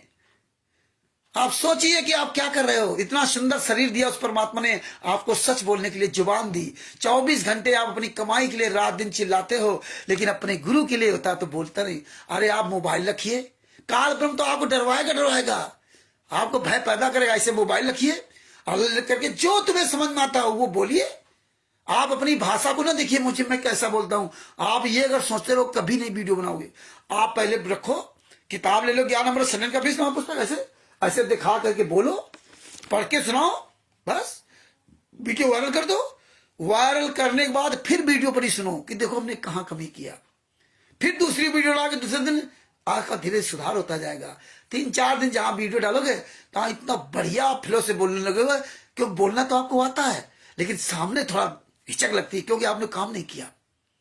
तो इसलिए मैं कह रहा हूं 2-3 दिन आपको दिक्कत होगी, इसका बढ़िया धारा प्रवाह बोलने लगोगे, पुस्तक लेके बोलो। आप ये ना सोचो इसमें क्या मैं अगर आपने सोचा कि मैं वीडियो बनाया फिर देखा सुनो ये मेरी गलती, फिर आपने हटा दिया, फिर बनाया ये मेरी गलती, फिर आपने हटा दिया, तो आप कभी भी नहीं सफल होगे। तो इसलिए वीडियो बनाओ, डालो और इसके बाद सुनो, फिर दूसरा वीडियो बनाओ, उसमें अपनी सिर्फ कमी। जब घोड़ी पर चढ़ने वाला जो गिरेगा तभी भगत जो सीखेगा, साइकिल चलाने वाला ऐसे नहीं सीख जाता। तो आप लोगों से मेरा निवेदन है कि आप लोग अपनी आवाज खोलिए, अपनी आवाज खोलिए। आपके पास मोबाइल है और जितने ही वीडियो आते हमारे बापा सीताराम जी महाराज के और भी, ये दिन भर रात दिन हजारों सैकड़ों ग्रुपों में शेयर करते रहो, फेसबुक, व्हाट्सएप, यूट्यूब, ट्विटर पे जम करके शेयर करते रहो। आगे देखो क्या लिखा है। तीसरी बार भी सोया पाया तब कहा कि मेरा समय आ चुका है, तुम अब भी सोए पड़े हो। इतने में तलवार तथा लाठी लेकर बहुत बड़ी भीड़ आई तथा उनके साथ एक ईसा मसीह का खास यहूदा इस्करियोती नामक शख्स था, जिसने 30 रुपए के लालच में अपने गुरुजी को विरोधियों के हवाले कर दिया। मात्र 30 रुपए की लालच में, मात्र 30 रुपए की लालच में ईसा मसीह जी के शिष्य ने विरोधी के हवाले कर दिया। आज हम लोग मात्र पैसे के लालच में कोऑर्डिनेटर और नामदान संचालक स्टेट क्वार्टर बन करके मात्र कागज के टुकड़ों के लालच में या देसी की हलवा राम का भंडारा खाने के लालच में अपने गुरु को दुश्मनों के हत्यारों के हाथ में सुपुर्द कर दिया। उनके कहने के अनुसार हमने सारे कुकर्म कर डाले, जो जगत भी ऐसे कुकर्म नहीं करता।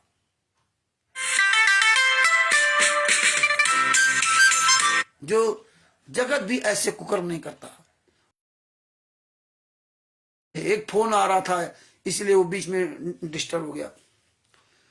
तो ये आप समझिए भगत भाइयों, पैसे के लिए आज देखो हमारे गुरुजी को कहां से कहां पहुंचा दिया। पैसों के लिए देखो लूट मची है। अरे तुम पैसे भी लूट लेते लेकिन मेरे गुरु को तो बाहर छोड़ देते। किस तरह से लूट मची है। आप लोग अगर मुंह बंद रखोगे ना तो ये लूट बढ़ती चली जाएगी। इसलिए मेरे निवेदन है आप लोगों से कि आप लोग अपना मुंह खोलिए, आवाज उठाइए, खुद बचिए, अपने वंश परिवार को बचाइए और अन्य अपने भाई बहनों को बचाइए। ये सच्चाई बता करके ना। आगे देखो क्या लिखा। उपरोक्त विवरण से स्पष्ट है कि पूर्ण आत्मा ईसा मसीह जी को केवल अपना पूर्व का निर्धारित जीवन काल प्राप्त हुआ, जो उनके विषय में पहले ही पूर्व धर्मशास्त्रों में लिखा था। मत्ती रचित समाचार पृष्ठ 1 पर लिखा कि याकूब का पुत्र यूसुफ था, यूसुफ ही मरियम का पति था।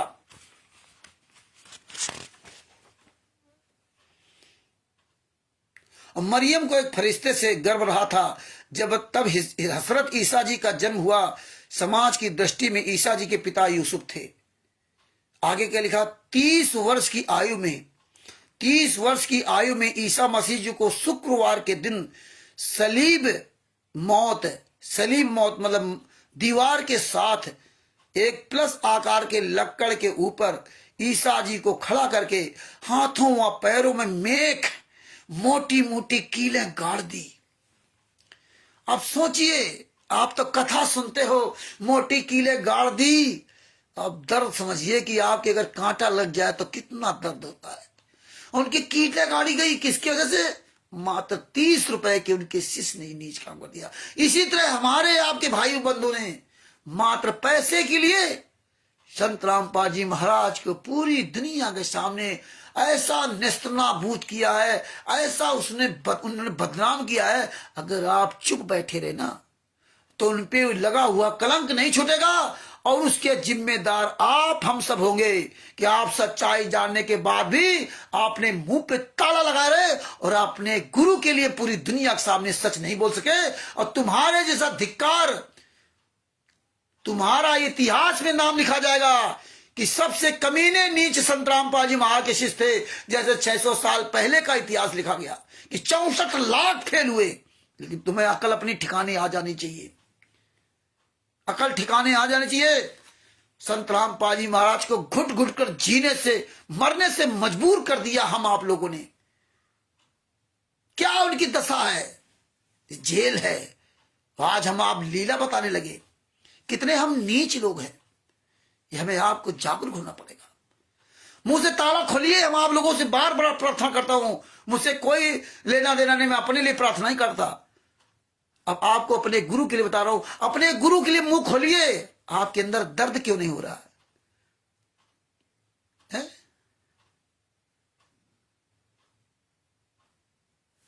क्यों नहीं दर्द हो रहा? क्यों नहीं आप आवाज उठा रहे? क्यों आप चुपचाप बैठे हो? हमारा वीडियो घंटे बाद मत देखा करो। अगर आपको बोलना नहीं है, भाड़ में जाओ। तुम लोग नहीं बोलते हो। जो बोलते हैं, जो बोल रहे हैं या बोलना चाहते हो, बोले ना।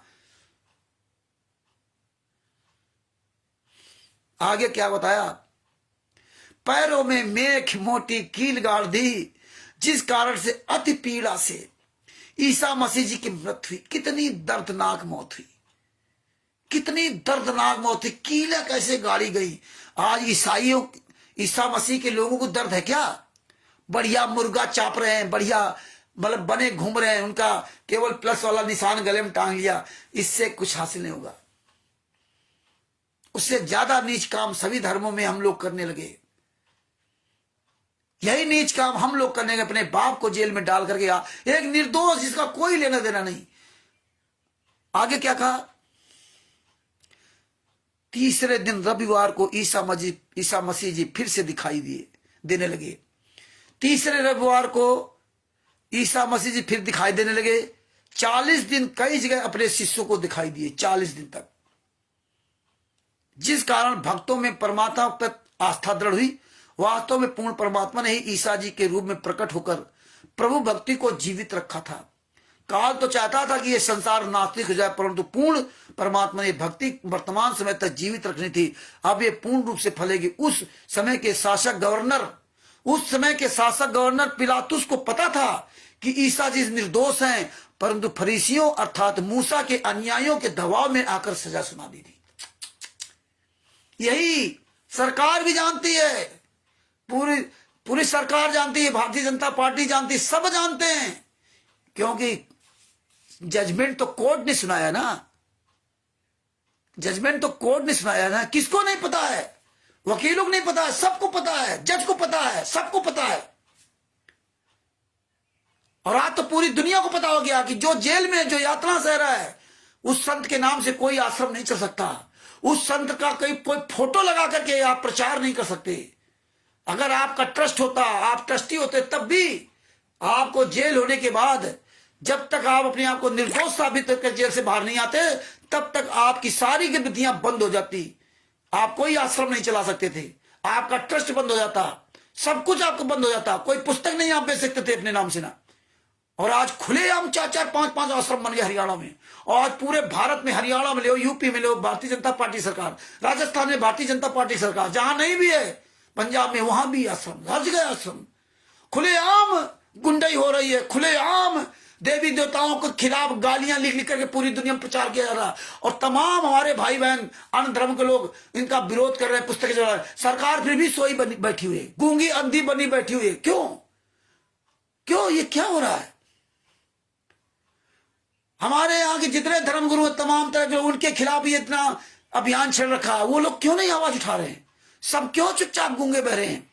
अनिर्दाचार, फलानेचार, ढिमकाचार, सबके खिलाफ ये वीडियो बना बना डाल रहे हैं। ये लोग क्यों चुपचाप बैठे हैं, तमाशा देख रहे हैं? क्योंकि गलत का बढ़ावा यही लोग दे रहे हैं। ये गलत का विरोध क्यों नहीं करते जब इनका इतना ज्ञान है? ज्ञान देंगे राम रावण का और विरोध नहीं करेंगे इन गुंडों का। तुम्हारे देवी देवताओं का इज्जत बेइज्जती कर रहे हैं, तुम्हारे भगवानों की ऐसी तैसी कर रहे हैं, पुस्तकों में लिखकर गली गली में प्रचार करा रहे हैं, सोशल मीडिया पर जम करके ना फर्जी आईडी बनाकर किया जा रहा है। ये चुपचाप क्यों बैठे हैं, तमाशा देख रहे हैं? जब सच बोलने वाले मुंह पे ताला लगाएगा ना, तो फिर इस देश में यही होगा और यही हो रहा है। हम लोग 2016 से कंटिन्यू पूरी दुनिया के सामने सबूत दे रहे हैं, सब कुछ दे रहे हैं, वकीलों, जजों से, नेताओं से, मंत्रियों से। आपने देखा कैसे कैसे नेता मंत्री जवाब देते हैं, कैसे जवाब देते हैं? ये मंत्री हैं, को विचार करना पड़ेगा। आप लोग अपना मुंह खोलिए। आपकी लड़ाई कोई लड़ने नहीं आएगा, आपको स्वयं लड़ना पड़ेगा। फिर वो परमात्मा तमाम बापा सीताराम जी महाराज जैसे लोगों को खड़ा कर देता परमात्मा। आगे क्या लिखा? पिलातुस को पता था कि ईसा जी निर्दोष है। उनको पता था ये निर्दोष है। संत रामपाल जी महाराज के बारे में सबको पता है कि निर्दोष हैं। क्यों कोई कांडे नहीं? इन्होंने तारीखें खुलवाई, उनकी तो तारीखें माफ थी। ये तो कोर्ट का मामला है ना, रोहतक कोर्ट ने उनकी तारीखें माफ कर रखी थी।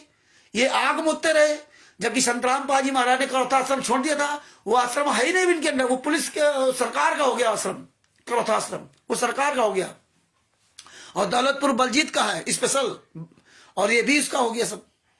तो ये तो सब कुछ परमेश्वर ने हमें आपको सब कुछ दिखाया चीजें। तो ये बातें हमें समझनी पड़ेंगी। पैसों के लिए देखिए क्या कर दिया। सरकारें सब जानती हैं, मीडिया प्रशासन सब जानता है ये निर्दोष है। हम आप तो फाइल भेज रहे हैं ना, पूरी दुनिया में फाइल भेजी, पुस्तक बना के भेजी। क्या कोई सुन नहीं रहा? सब सुन रहे हैं, लेकिन सब गूंगे बहरे क्यों बने बैठे हुए? ये हमें आपको समझना पड़ेगा। यही इसमें लिखा, पिलातुस को पता था, वहां के राजा को पता था कि ईसा मसीह जी निर्दोष हैं, फिर भी वहां की जनता के कारण मजबूरी में इनको सजा सुनानी पड़ी। यही भारतीय जनता पार्टी, कांग्रेस, सबको पता है कि संत रामपाल जी महाराज निर्दोष हैं, लेकिन इन गुंडों से इनको वोट चाहिए, पैसा चाहिए, वोट चाहिए। तो क्या करें? हमें कोई ज्ञान से मतलब नहीं है, नेताओं को कोई ज्ञान से मतलब नहीं, उनको तो वोट चाहिए, सीट मिले, काम खत्म, भाड़ में जाओ तुम। आज देखो वही काम कर रहे हैं जिस भारतीय जनता पार्टी को गालियां देते थे, आज उसी भारतीय जनता पार्टी को वोट डलवा रहे, उसी का सदस्य बनवा रहे। जहां जिसकी सरकार है वहां उसको उस हिसाब से वोट डलवाते। कांग्रेस को कांग्रेस, जहां सरकार वहां कांग्रेस को वोट दो। ये नीच काम खुलेआम करवाए जा रहे हो। कर कौन रहा है? भगत समाज। करवा कौन रहा है? ये गुंडे लोग। नाम किसका इस्तेमाल? संत रामपाल जी महाराज। तो आप सबसे बड़े दोषी हो, इसलिए आप लोग अपनी आवाज खोलो। अन्य हमारे भाई बहन जो नहीं जाग पा रहे हैं, नहीं उनको प्रचारों पता चल पा रहा, नए हैं, तो आप लोग रोज जब चिल्लाओगे धीरे धीरे सबको पता चलेगा, धीरे धीरे सब जागरूक होंगे। लेकिन आप आवाज तो खोलिए, एक एक करके ज्ञानवंत बनिए।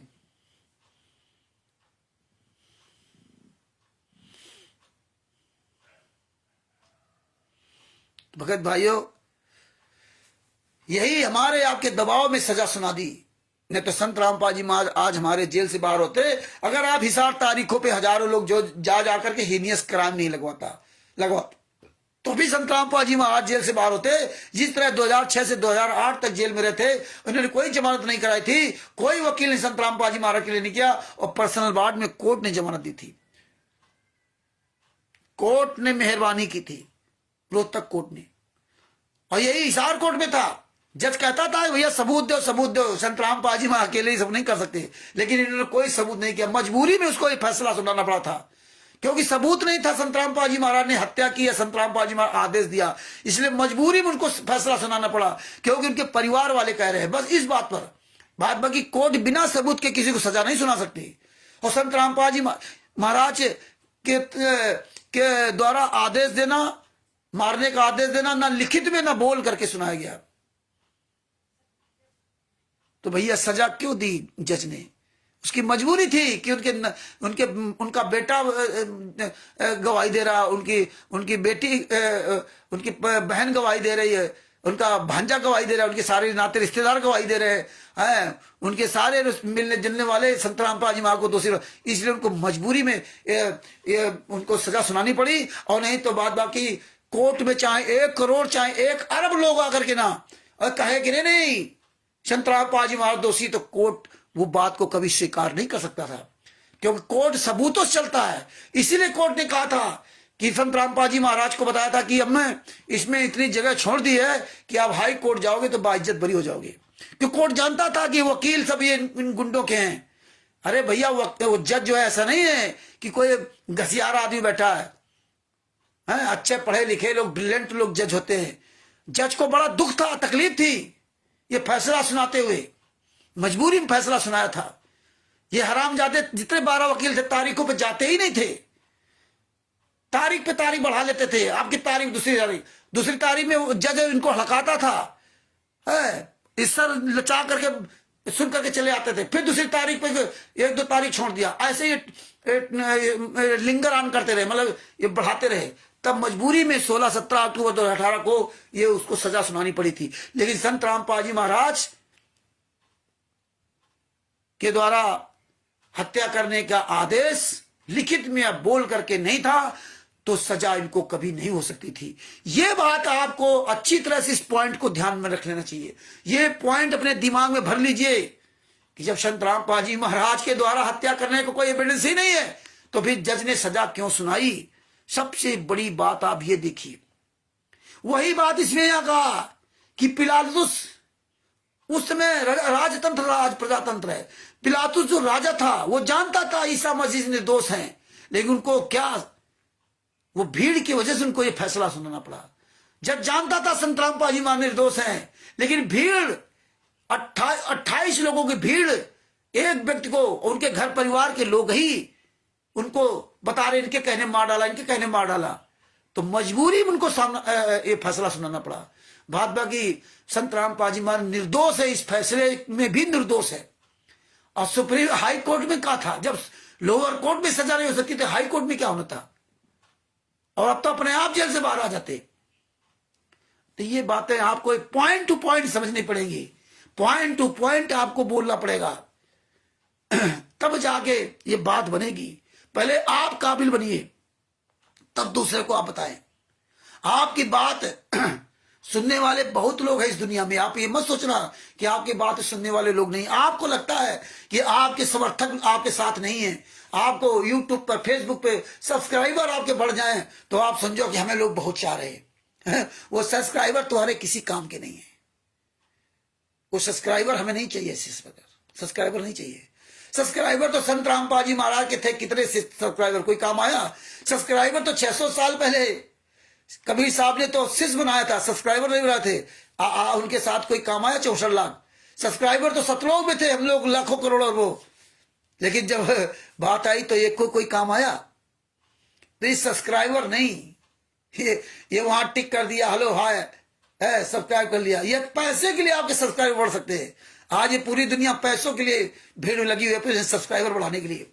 इसलिए आप सब्सक्राइबर की चिंता न करें, सब्सक्राइबर बढ़े, मुझे लाइक कोई करे या ना करे, हमें ये नहीं मतलब है। हमें मतलब कि मुझे हमेशा सत्य और अहिंसा का साथ देना, सत्य बोलना और अहिंसा का साथ देना। ये आप अपने अंदर जो ना ये विचार रखिए अपने विचारों को दृढ़ता के साथ, मजबूती के साथ, एक एविडेंस के साथ पूरी दुनिया के सामने रखिए। पूरी दुनिया तुम्हें चोर कहे तो कहने दो, तुम चोर तो नहीं हो ना। तो ये बातें आपको समझ में आ जानी चाहिए। और इसीलिए परमात्मा ने आज ये प्रसंग रखवाया, नहीं तो हमें कोई जरूरत नहीं थी इस प्रसंग को सुनाने के लिए। तो भगत भाइयों, अपने अंदर जोश पैदा कीजिए। जो लोग नहीं बोल रहे, अपनी मरी आत्मा को जगाइए। तुम्हारी आत्मा तुम्हारे पिता के लिए तरस रही। परमात्मा ने कहा ये आत्मा फिर ये जीव बन जाती है, जीव को आत्मा बनाओ। और जीव आत्मा तभी बनेगी जब आप ये सच बोलना शुरू करेंगे। नहीं बोलोगे तो जीव आत्मा नहीं बन सकती। जब आत्मा नहीं बनेगी तो आत्मा से फिर आप पार भी नहीं हो सकते, जब तक आत्मा नहीं बनेगी। तो ये बातें समझिए, सोचिए, और आगे जो ना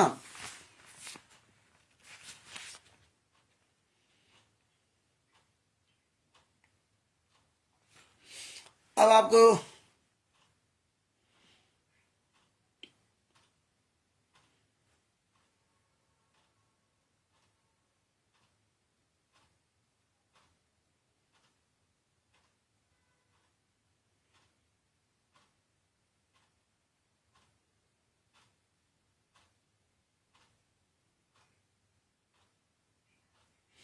तो इस तरह परमेश्वर ने सब दिखाया और बताया। और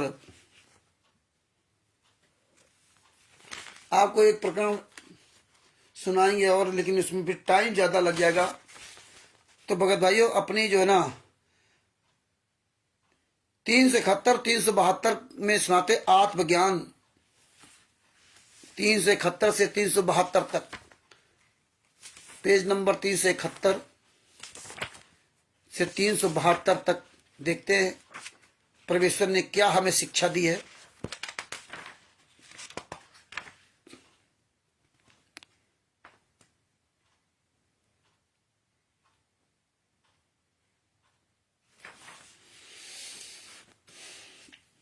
पेज नंबर 371, अध्याय आत्मबोध का सारांश। कबीर सागर में 30वां अध्याय आत्मबोध पृष्ठ 6 पर आत्मबोध का अर्थ है आत्मा को परमात्मा की भक्ति का ज्ञान करना।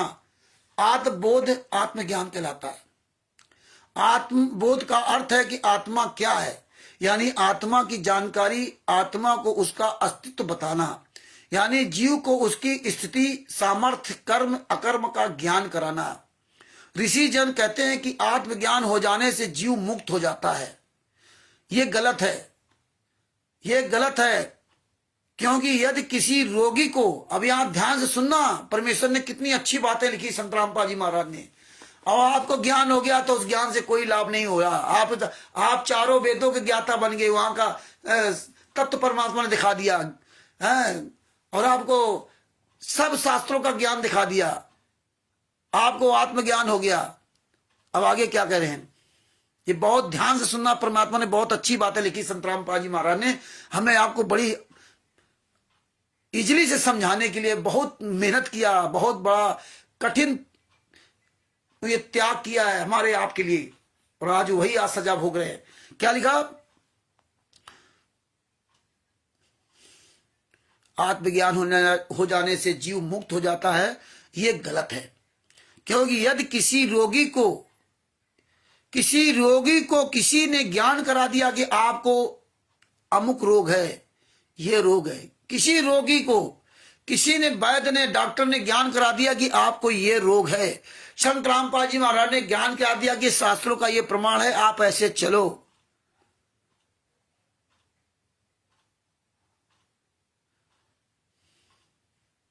ज्ञान करा दिया कि आप अमुक रोग है, इतना जानने से वह व्यक्ति रोग मुक्त नहीं हो गया। इसी तरह ज्ञान अगर आपने समझ लिया तो ज्ञान सुनने से आप जो है ना ज्ञानी नहीं बने। इसीलिए आपको आत्मज्ञान हो गया कि मेरे ये बीमारी है, डॉक्टर ने बता दिया ये बीमारी है, तो बीमारी जानने से आपकी बीमारी ठीक नहीं होगी।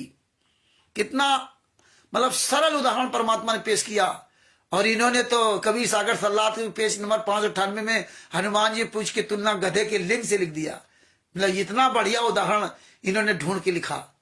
हमारे गुरु जी कैसा उदाहरण देते वो आज आप सुन रहे हो सामने। इतना जानने से वह व्यक्ति रोग मुक्त नहीं होता हो गया, उसको वैद्य का ज्ञान भी कराना पड़ेगा। वैद्य का ज्ञान कराना पड़ेगा। किसी ने बता दी ये बीमारी तो है, ये बीमारी ठीक कैसे होगी, उसके लिए डॉक्टर की जरूरत है, वैद्य की जरूरत है। वैद्य का ज्ञान कराना पड़ेगा, तब रोग समाप्त होगा। जीव को ज्ञान हो गया कि आप जन्म मरण के रोग से ग्रस्त हैं। जीव को ज्ञान हो गया कि जन्म मरण के रोग से ग्रस्त है। जब तक जन्म मरण समाप्त नहीं होगा तब तक जीव को परम शांति नहीं हो सकती, क्योंकि तब तक आप जन्म मरण के रोग में ग्रसित हो ना, तब तक आपको शांति नहीं मिल सकती, नहीं हो सकती। गीता अध्याय श्लोक नंबर 18, गीता अध्याय 18 श्लोक नंबर 62 में कहा है, कूप की छाया कूप में माही ऐसा आत्म ज्ञान। भावार्थ की जैसे कुएं की छाया कुएं में सीमित है, उसका बाहर कोई लाभ नहीं होता। कुएं की छाया कुएं में सीमित है, उसका बाहर कोई लाभ नहीं होता। इसी प्रकार यदि आत्मज्ञान करा दिया और समाधान हुआ नहीं तो उस ज्ञान का कोई लाभ नहीं, उस ज्ञान का कोई लाभ नहीं। इस अध्याय में परमेश्वर कबीर जी ने आत्म तथा परमात्मा दोनों का ज्ञान करवाया। आत्म और परमात्मा एक नूर जहूर, बीच में झाई कर्म की ताते कहिए दूर। भावार्थ है कि परमात्मा और आत्मा और परमात्मा का मिलता जुलता अस्तित्व है, क्योंकि आत्मा का जनक परमात्मा है। सोने गोल्ड के पहाड़ से बने आभूषण बने हैं, तो दोनों सोना यानी गोल्ड ही है। यदि आभूषण वाले सोने में मिलावट है तो उसका मूल्य कम हो जाता है। उसे शुद्ध करने के पश्चात ही वह शुद्ध सोना कहलाता है। शुद्ध करने की प्रक्रिया का ज्ञान होना अनिवार्य है। इसी प्रकार आत्मा कर्म के मैल से जीव बनी। आत्मा देखो कर्म के मैल से जीव बनी, इसलिए आप कर्म अच्छे कर लो। अभी देखो परमात्मा ने इसीलिए उसमें बताया था ईसा मसीह के प्रसंग में कि हम जीव बने, अच्छे कर्म कर लो तो आत्मा बन जाओगे। मुंह से बोलना शुरू कर दो अपने गुरु के लिए, अगर आत्मा बनना है तो आत्मा बनोगे तभी पार हो पाओगे, वरना जीव बने रहो, भोगते रहो 84 लाख योनियों में। ये परमात्मा ने हमें बहुत सूक्ष्म से सूक्ष्म ज्ञान दिया। आगे क्या कहा? इसी प्रकार आत्मा कर्म के मैल से जीव बनी। इसको शुद्ध करने के लिए यानी मोक्ष प्राप्ति के लिए ज्ञान कराना आवश्यक है। परमेश्वर कबीर ने इस आत्मबोध अध्याय में आत्मबोध, परमात्म बोध तथा मोक्ष प्राप्ति की विधि बतलाई है। क्या बताइए? भक्ति भगवान की बहुत बारीक है। शीश सौंपे बिना भक्ति नाही, और होए अवधूत सब आशा तन की तजय, जीवता मरे सो भक्ति पाही। नाचना कूदना ताल का पीटना, रानिया का खेल है भक्ति नहीं। रैन दिन तारी करतार सो लागी रहे, कहे कबीर सतलोक चाही। कबीर परमेश्वर जी सतगुरु रूप में अपने पाने यानी जीव को मोक्ष दिलाने की विधि स्वयं बताने के लिए प्रकट होते हैं। वे बता रहे हैं कि परमात्मा की भक्ति बहुत नाजुक है, बहुत नाजुक है, बड़ी सावधानी के साथ करना चाहिए। यदि परमात्मा की भक्ति के लिए सिर भी देना पड़े, यदि परमात्मा की भक्ति के लिए सिर भी देना पड़े तो चूकना नहीं चाहिए। जैसे सरला जी ने दोनों हाथ कटवा दिए थे, जैसे सेव सम्मान की जी ने अपने लड़के की गर्दन काट दी और स्वयं सेव ने कहा मेरी गर्दन काट दो पिताजी, जरा भी सोच ना करना पड़ा। ये होती है सिर साटे की भक्ति। अब आप लोग बोल नहीं पा रहे, गर्दन क्या खाक दोगे? हाथ कट जाएंगे, जरा मुसीबत आ जाती है। एक दिन अगर पैसा नहीं तुम्हें कमाया नहीं, धंधा व्यापार नहीं चला तो रोने लगते हो, हे परमात्मा हे परमात्मा। हाथ कट जाएंगे तब क्या होगा? जयदेव की तरह अगर कुएं में डाल दिया जाएगा तब क्या होगा? मर जाओगे। हैं? तो आवाज खोलो, आवाज हैं बताते हो सिर्फ साटे की भक्ति है और नहीं कोई बात, सिर्फ साटे के होते अवगत अलग अनाथ। बताइए, केवल गाना गाने से नहीं होगा, है उसका अंग सिर परमात्मा का प्रदान, सिर देने से चूकना नहीं चाहिए। यह सिर अर्थात मानव शरीर तथा उस अंग सिर परमात्मा का प्रदान किया हुआ है। जिस परमात्मा ने तुम्हें ये शरीर दिया, सिर दिया, बोलने की क्षमता दी, आप बोल नहीं रहे हो, आप डरते हो, आप कहते मुझे बोलना नहीं आता। धिक्कार है, कल मर जाओगे तो क्या होगा? बोल पाओगे? इसलिए आज करे सो अब करे, काल से करे सो कब, और पल में परले होएगी बहुर करेगो। ये नहीं कल से बोलेंगे, कल से बोलेंगे, कल किसने देखा, कल पता नहीं, जिंदा रहो ना रहो, आज बोल लो, अपना इतिहास में नाम दर्ज करा लो। आने वाले समय जब परमात्मा कभी आएंगे तो आपका फक्र के साथ आपका नाम लेंगे। सदना जी का जिस तरह नाम लेते हैं, जयदेव जी का जिस तरह नाम लेते हैं, शिव सम्मानिकी जी का जैसे बड़े फक्र के साथ नाम लेते हैं, मीरा जी का देखिए, नानक जी का, इब्राहिम सुल्तान आदम जी का। ऐसे कर्म कर लो, इस शरीर से मेरी बात मान लो, मेरी बात मान लो, अपने गुरु के लिए बोल लो। ये बहुत अच्छा मौका है, दोबारा ऐसा मौका नहीं मिलेगा कि आप सच्चाई जान जाओ फिर बोल लो। इस युग में अगर आप फेल हो गए तो समझ ले पता नहीं कितने असंख्य युग तक भोगे वो कुत्ता गधा सुअर बन करके ना। आगे क्या कहा परमात्मा ने, यदि भक्ति मार्ग में सिर देने से चूक गए तो बहुत बड़ी भूल होगी। काल ब्रह्म कभी भी ये शरीर नष्ट करा देगा। दुर्घटना, रोग, जल में डूबने से, अग्नि लगने से कभी भी ये शरीर नष्ट हो सकता है। ये सुन लो, कभी भी ये मार सकता है आपको। या आप ये नींद में मत सो, ये जागिए आप लोग कि पता नहीं कब ये मार दे काल ब्रह्म। सबसे ज्यादा निगाह आप लोगों पर होगी काल ब्रह्म की। अब मर गए तब क्या होगा, कुत्ता गधा बने घूमोगे। यदि परमात्मा प्राप्ति के लिए समर्पित करना पड़े तो सौभाग्य जाने और पीछे मुड़ करके ना देखे। परमात्मा प्राप्ति के लिए जीवित मरना अनिवार्य है, जीवित मरना। यही जीवित मरना है कि गुंडों के खिलाफ आवाज उठाओ। जीवित मरना क्या है, परमात्मा ने देखो इसमें कितनी बड़ी बात कही। जीवित मरना क्या है, आप जी को गुरु दर्शन या सत्संग सुनने के लिए जाना है, दूसरी ओर कोई अनिवार्य काम भी करना है, तो आप जी अनिवार्य कार्य छोड़कर सत्संग सुनने तथा सतगुरु सेवा में जाना चाहिए। ये कार्य वही कर सकेगा जो जीवित मर चुका है। तो ये वही आवाज उठाएगा जो जीवित मर चुका है, वरना किसी की हिम्मत नहीं है। अपने गुरु की सेवा के लिए और गुरु के सत्संग सुनने जाने के लिए वो उसको दुनिया तमाम उसका बाधा पहुंचाएंगी कि ये मुंह से बोल ना सके, ये कहीं जा ना सके, ये सच ना बोल सके, आपको डरवाएगा काल। लेकिन परमात्मा ने क्या कहा कि अनिवार्य कार्य, आप 24 घंटे में 5 मिनट आपके पास टाइम नहीं है। सबसे अनिवार्य काम है संतराम पाजी महाराज के दुख दर्द का पूरी दुनिया के सामने कम से कम 5 मिनट का रोज वीडियो डालो। है? इतना अनिवार्य काम के लिए आपके पास समय नहीं है? रात भर धरना के सो रहे, दिन भर काम करते हो, रात में सो गए, बड़े थके हैं। रामचंद्र तो 2 घंटा फालतू बकवास करता है, बेवकूफ है ना, वो भौंक रहा है। सो जाओ आराम से। हमें तो नींद नहीं आती है, 12, 1, 2 बज जाता है। कहा पूरी रात किसी दिन बज जाए ऐसे, है ना, और डेली हमें 12, 1, 2 बजता है। और आप लोगों को ये सोचे नहीं आता कि हम क्या कर रहे क्या नहीं कर। दिन भर हम भी बोलते हैं, दिन भर तमाम फोन आते, तमाम लोगों से बात करता हूं। तो परमेश्वर ने इसीलिए इसमें बताया ये कार्य वही कर सकेगा जो जीवित मर चुका है। एक व्यक्ति को अति अनिवार्य कार्य था, जिस कारण से उसने रातों रात जाकर वापस आकर उस कार्य को करना था। रात्रि बस सेवा, नाइट सर्विस बस से दिल्ली से चंडीगढ़ रवाना हुआ, सुबह तक वापस लौटना था। वह बस दुर्घटनाग्रस्त हो गई, वह व्यक्ति मारा गया। जिस अनिवार्य कार्य के लिए वो रातों रात भागा था, उस कार्य को अब कभी भी नहीं कर सकेगा।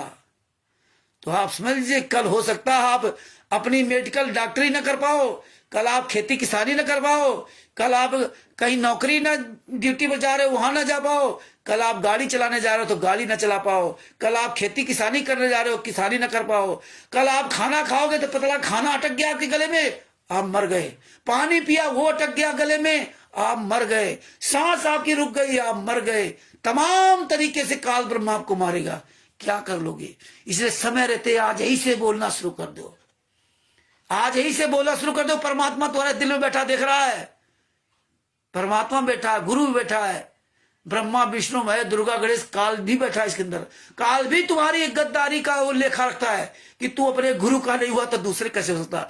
वो सत्यकारा धर्म राय कर रही, अपना किया स्वदन रही, तुमसे गलत करवाएगा और फिर तुम्ही को दंड देगा। तुम हरामखोर अपने गुरु का नहीं हुआ, तुम्ही को मारेगा। तो आज ही से आप नियम बना लीजिए कि हमें आज से बोलना है, हम अब बोलना बंद नहीं करेंगे। मर जाओगे तब क्या होगा? कहीं एक्सीडेंट हो गया, हाथ पैर कट गए या लकवा मार गया, तब क्या करोगे? अधरंग मार गया, टेढ़ा मुलिया घूमोगे, पानी भी नहीं पी पाओगे। इसलिए हम आप लोग प्रार्थना करते हो, अपना मुंह खोलिए। सबसे जरूरी काम, अपने गुरु के लिए आवाज उठाइए। आप 5 मिनट का वीडियो नहीं डाल सकते आप, तो धिक्कार है ऐसे जीवन का। आगे परमात्मा ने कहा, अब इस अनिवार्य कार्य को कौन करेगा? इसलिए 2 या 3 दिन के लिए मरकर सत्संग तथा सदगुरु सेवा में चले जाते हैं, उनको ज्ञान होता है। 2-3 दिन के पश्चात फिर कार्य करके क्षतिपूर्ति कर लेते हैं। यदि स्थायी परमानेंट मृत्यु हो गई तब कौन करेगा? इसको जीवित मरना कहते हैं। नाचना, कूदना, ताल मृदंग का बजाना, रंडियां यानी हिजड़ों के खेल के समान है, जो जागरण में या अन्य धार्मिक कार्यक्रम में नाचते कूदते हुए भक्ति नहीं है। रात दिन सूरज का तार करतार में लगा रहे हुए मोक्षदायक है। रैन दिन संत यूं सोवता देखिए, संसार की तरफ सू पीठ दिया, मन अरु पवन फिर फूट चाले नहीं, और चंद और सूर को सम किया, टट की चंद चकोर की तरह सूरज अर निरति का तार बाजे, नौबत तहां रैन दिन शून्य में धुरत है, कहें कबीर यूं गन गाजे। परमात्मा ने कहा, संत संसार की ओर से पीट करके सोता है, यानी सांसारिक भोग विलास तथा शानो शौकत से मुख मोड़ लेता है। जो संत होता है सांसारिक भोग विलास तथा शान शौकत से मुख मोड़ लेता है, और हम आप लोग उसी में उलझे हुए हैं, उसी में 24 घंटा आता। हम संत काहे के हैं? ये संत की परिभाषा है कि उन शान शौकत तरफ मुंह मोड़ लेता है। आज हम शान शौकत में ही मस्त है, बढ़िया कमा रहे हैं। हम तो भैया गाड़ी चलाकर महीने में 25,000 कमा रहे हैं, वो दुकान करके 50,000 कमा रहे हैं, बढ़िया शाम पे काजू बादाम किस्मत खा रहे हैं, बड़ा स्वाद ले रहे हैं, बहुत बढ़िया, बड़ी परमात्मा की दया है। बाप तुम्हारा वहां सूखी रोटी तोड़े और तुम बढ़िया काजू बादाम किशमिश का स्वाद लो, है ना। इसलिए परमात्मा कहते हैं जो भगत होता ना, वो जो मिल जाए, चाहे काजू मिल जाए तो ठीक, वो किसी चीज में जो सम दृष्टि रहता है, वो खुश नहीं, ना दुखी होता ना खुश होता है। ये होती संत की परिभाषा। इसलिए परमात्मा ने कहा योगी बन, योगी बन। और हम आप योगी हैं क्या? आप विचार कीजिए, हम कितने बदले अपने आप में। आप सब लोग अपने अपने गिरेबान में झांक दीजिए, और जितना बदले हो अपने गुरु के अनुसार बहुत अच्छी बात है, और बदलते रहिए। ये आपके अंतरात्मा का सवाल है।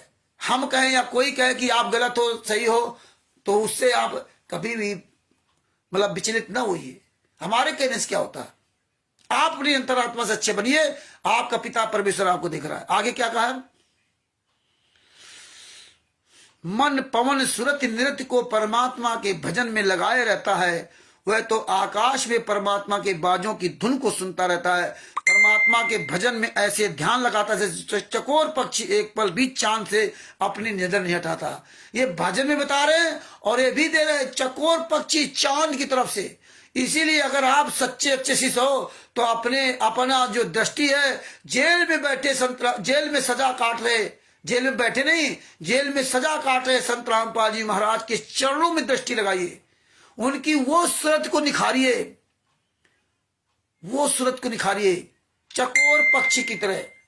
ये फोटो में आप ध्यान मत लगाइए, फोटो देख सकते कि मेरे गुरुजी ऐसे थे, ऐसे है, आज कैसे है, आज कहां है। वर्तमान परिस्थिति को याद करिए। आगे क्या लिखा? चंद्रमा शिखर से नीचे, वह चंद्रमा को देखते थे गर्दन को ऊपर करता रहता है, और चंद्रमा सिर से नीचे को जाता है तो अपनी गर्दन को ऊपर से नीचे को करते समय व्रत से गिर जाता है, उसकी गर्दन टूट जाती है, वह पंख भी नहीं फैलाता, कहीं ध्यान भंग होने से चंद्रमा को देखना ना छूट जाए, वो उड़ने की कोशिश नहीं करता। ऊपर से पक्षी को इतना ज्ञान है, लेकिन हम आप एक इंसान होकर के हमें आपको ज्ञान नहीं है कि अपने बाप के लिए 5 मिनट के लिए आवाज उठा सकूं। उस पक्षी को इतना ज्ञान है, वो तो अंगार कहीं देख लेता, अगर चंद्रमा नहीं निकला, जो अंधेला पाक होता है, और कहीं आकर अंगार देख लेता हो तो उसको भी चोट से भर लेता, छोड़ता नहीं है, चोट जल जाती, मर जाता है, लेकिन अंगार कोई सोचता है ये चंद्रमा है, भर लेता है मुंह में।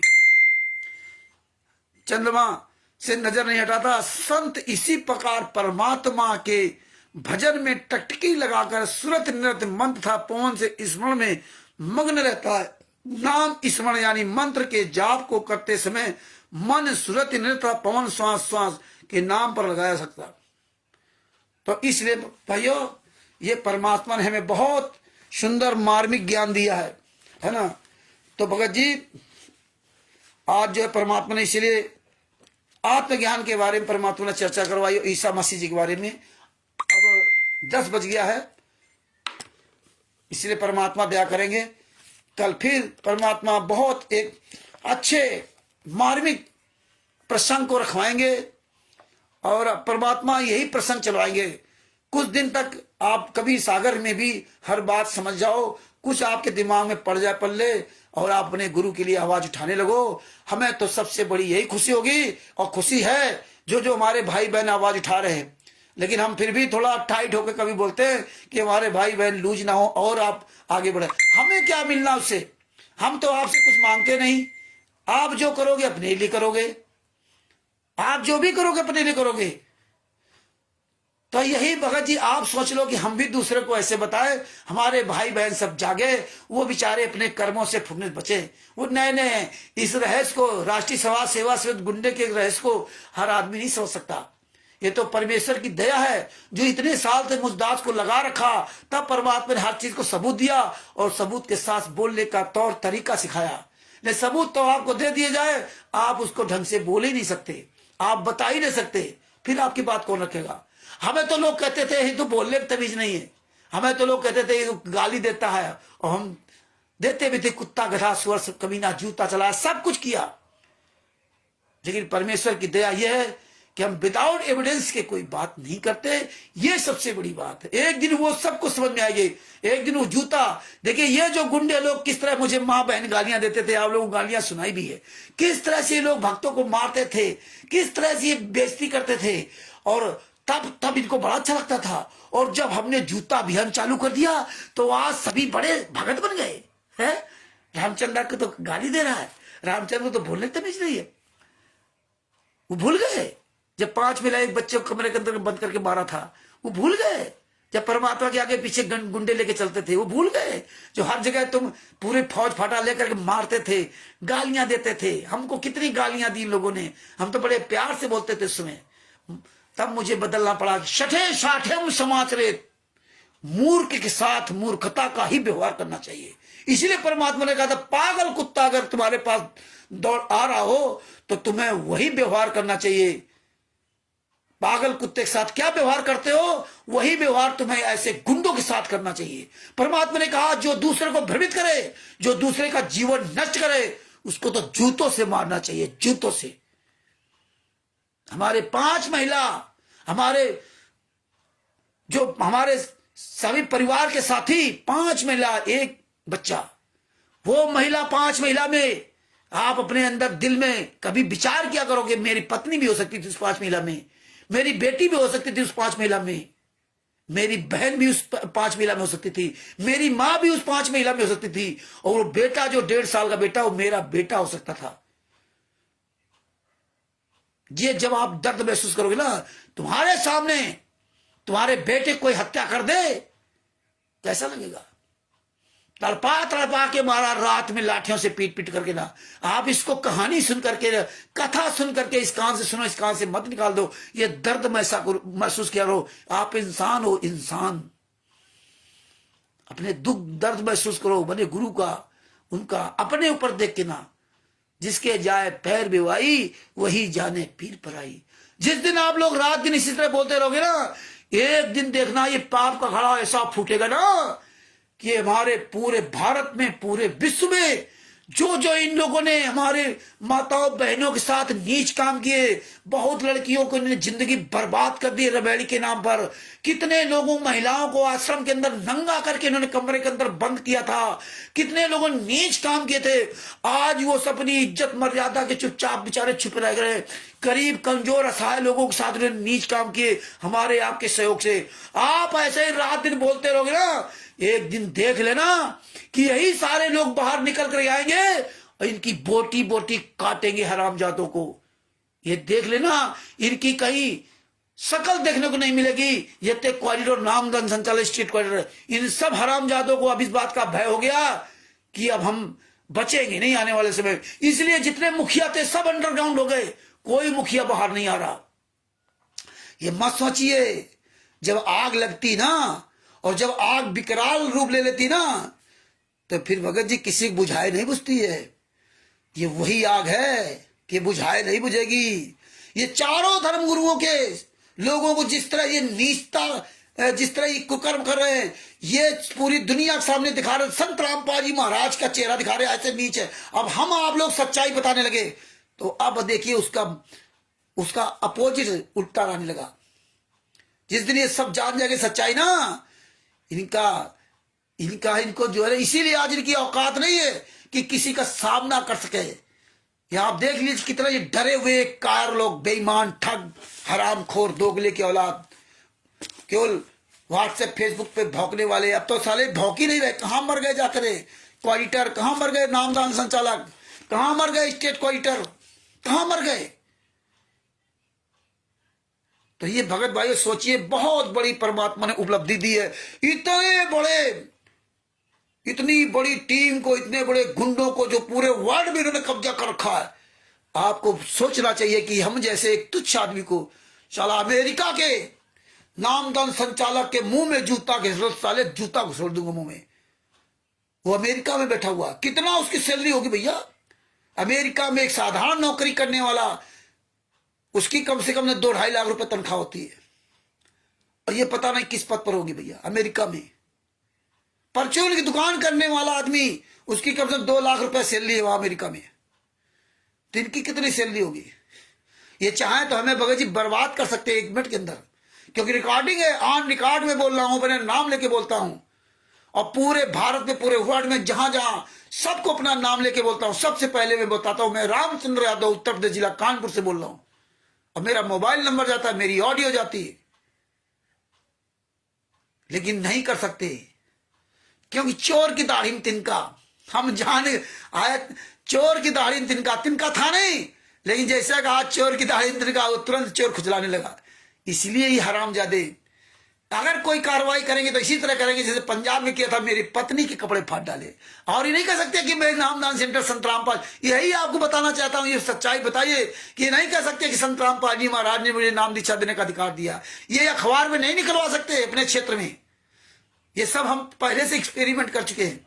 इनसे कहिए किसी नामदान संचालक से कि भैया आप नाम, पता, मोबाइल नंबर दे दीजिए और मैं आपके बारे में मैं अखबार में निकलवा देता हूं कि कानपुर में सुखबीर प्रसाद मौर्य या पंजाब में नरेश दास, दीपक दास, संत रामपाल जी महाराज के आदेश से कबीर परमेश्वर भक्ति टच के पर्चे पर सतलोक आश्रम धुरी खुमारो या हरियाणा वाले का पता लिखा दो कि भाई सतलोक आश्रम धनाना में संत रामपाल जी महाराज के नाम से कबीर परमेश्वर भक्ति टच के पर्चे पर डीवीडी और नाम दीक्षा दी जा रही है। जिसको नाम दीक्षा लेना हो यहां ले सकता। निकलवा दे सतलोक आश्रम धराला का अखबार में, किसी भी न्यूज अखबार में निकलवा दे। दैनिक जागरण, अमर उजाला, आज, हिंदुस्तान टाइम्स, जितने भी है, इनकी औकात नहीं किसी अखबार में निकलवा दे। ये अपना ऐसे न्यूज चैनल फर्जी छाप करके डाल देंगे, लेकिन इनकी औकात नहीं है कि कहीं किसी भी नामदान सेंटर का ये निकलवा दे। ये जो सतलोक आश्रम धनाना में नाम दीक्षा देते निकलवा दे। ये पॉइंट आपको समझने पड़ेंगे। ये सारा एक्सपेरिमेंट हम कर चुके हैं। फोन करके भैया आपने नाम, पता, मोबाइल दे दो, हम सारा पैसा लगाएंगे, हम यहाँ अखबार में निकलवा देंगे, जिससे लोग जो है ना, जो नाम दीक्षा लेना चाहे वो यहाँ आकर के नाम, नहीं, अखबार में नहीं निकलाना। आप सोचो ये इनकी औकात क्या है। तो भगत भाइयों, ये सब औकात आप जान रहे हो। आप शेर दिल बनिए, शेर दिल। आप अपनी पकड़ मजबूत कीजिए। अरे साला एक शेर आवाज दहाड़े तो साले हाथियों के झुंड लीद करके भाग रहे। आज वही हालात है कि आप लोग दहाड़ रहे हो, ये साले हाथियों के झुंड चोर की तरह छुपे वहां चिल्ला रहे हैं, भौंक रहे हैं। जैसे कुत्ता होता ना, एक कुत्ता हाथी को देख लेता दूर जाके भौंकता है, पास में नहीं। ये वही हालत, अब दूर से भौंक रहे हैं।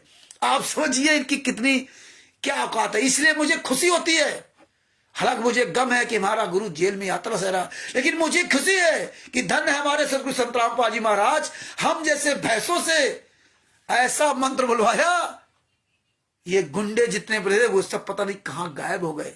इनकी औकात नहीं है, अरे आज सीताराम बापा जी महाराज का सामना कर सके, इनकी औकात नहीं है कि जितने हमारे भाई बहन बोल रहे हैं कि इनका सामना करा। इसीलिए भगत जी भाई कहता हूं, हमेशा अपनी ईमानदारी और मेहनत की कमाई खाना, अपनी मेहनत की कमाई खाना, नमक रोटी खाना, और परमात्मा आपको बरकत देगा, आपको तरक्की देगा, आपको दिन दूना रात चौगुना बढ़ाएगा।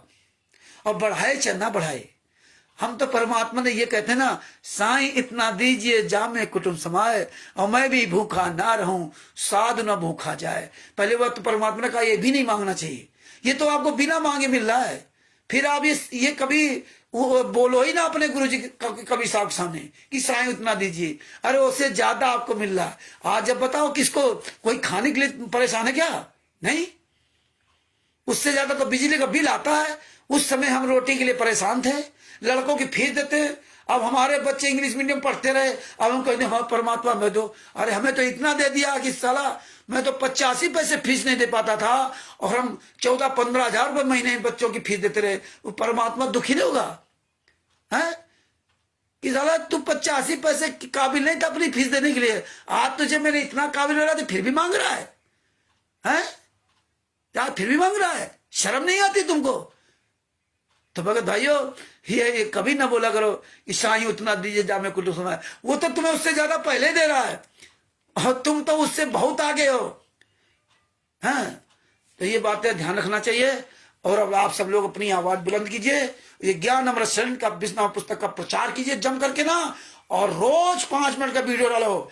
आप देख लेना, बूंद बूंद से घड़ा बनता है। हाँ, बूंद बूंद से घड़ा भरता है भैया, बूंद बूंद से ना।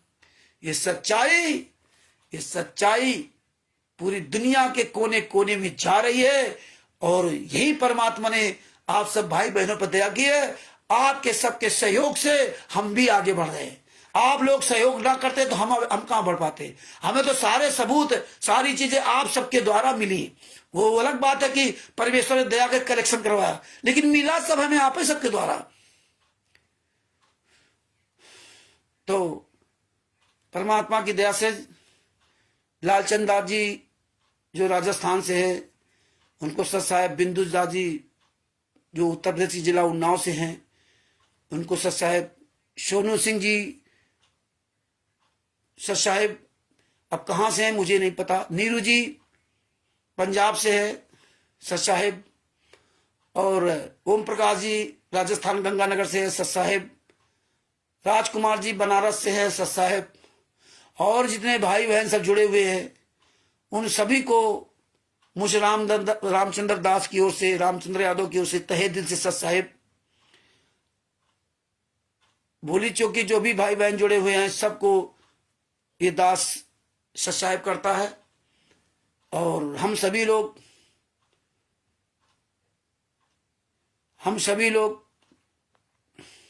भगत जी मिल करके अपने गुरु जी की जय बोलते हैं।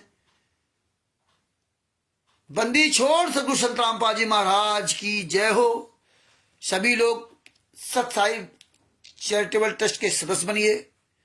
परमेश्वर ने दया की, बहुत जल्दी ज्ञान संविधान से सतलोक तक का सफर पुस्तक जो बन के आ रही है वो भी इसी तरह पुस्तक होगी। ये बिल्कुल इनको जो ना, ये कहीं भी मुंह दिखाने काबिल नहीं बचेंगे, जो बाकी परमेश्वर इसमें पूरा करवा देंगे। और ये पटना में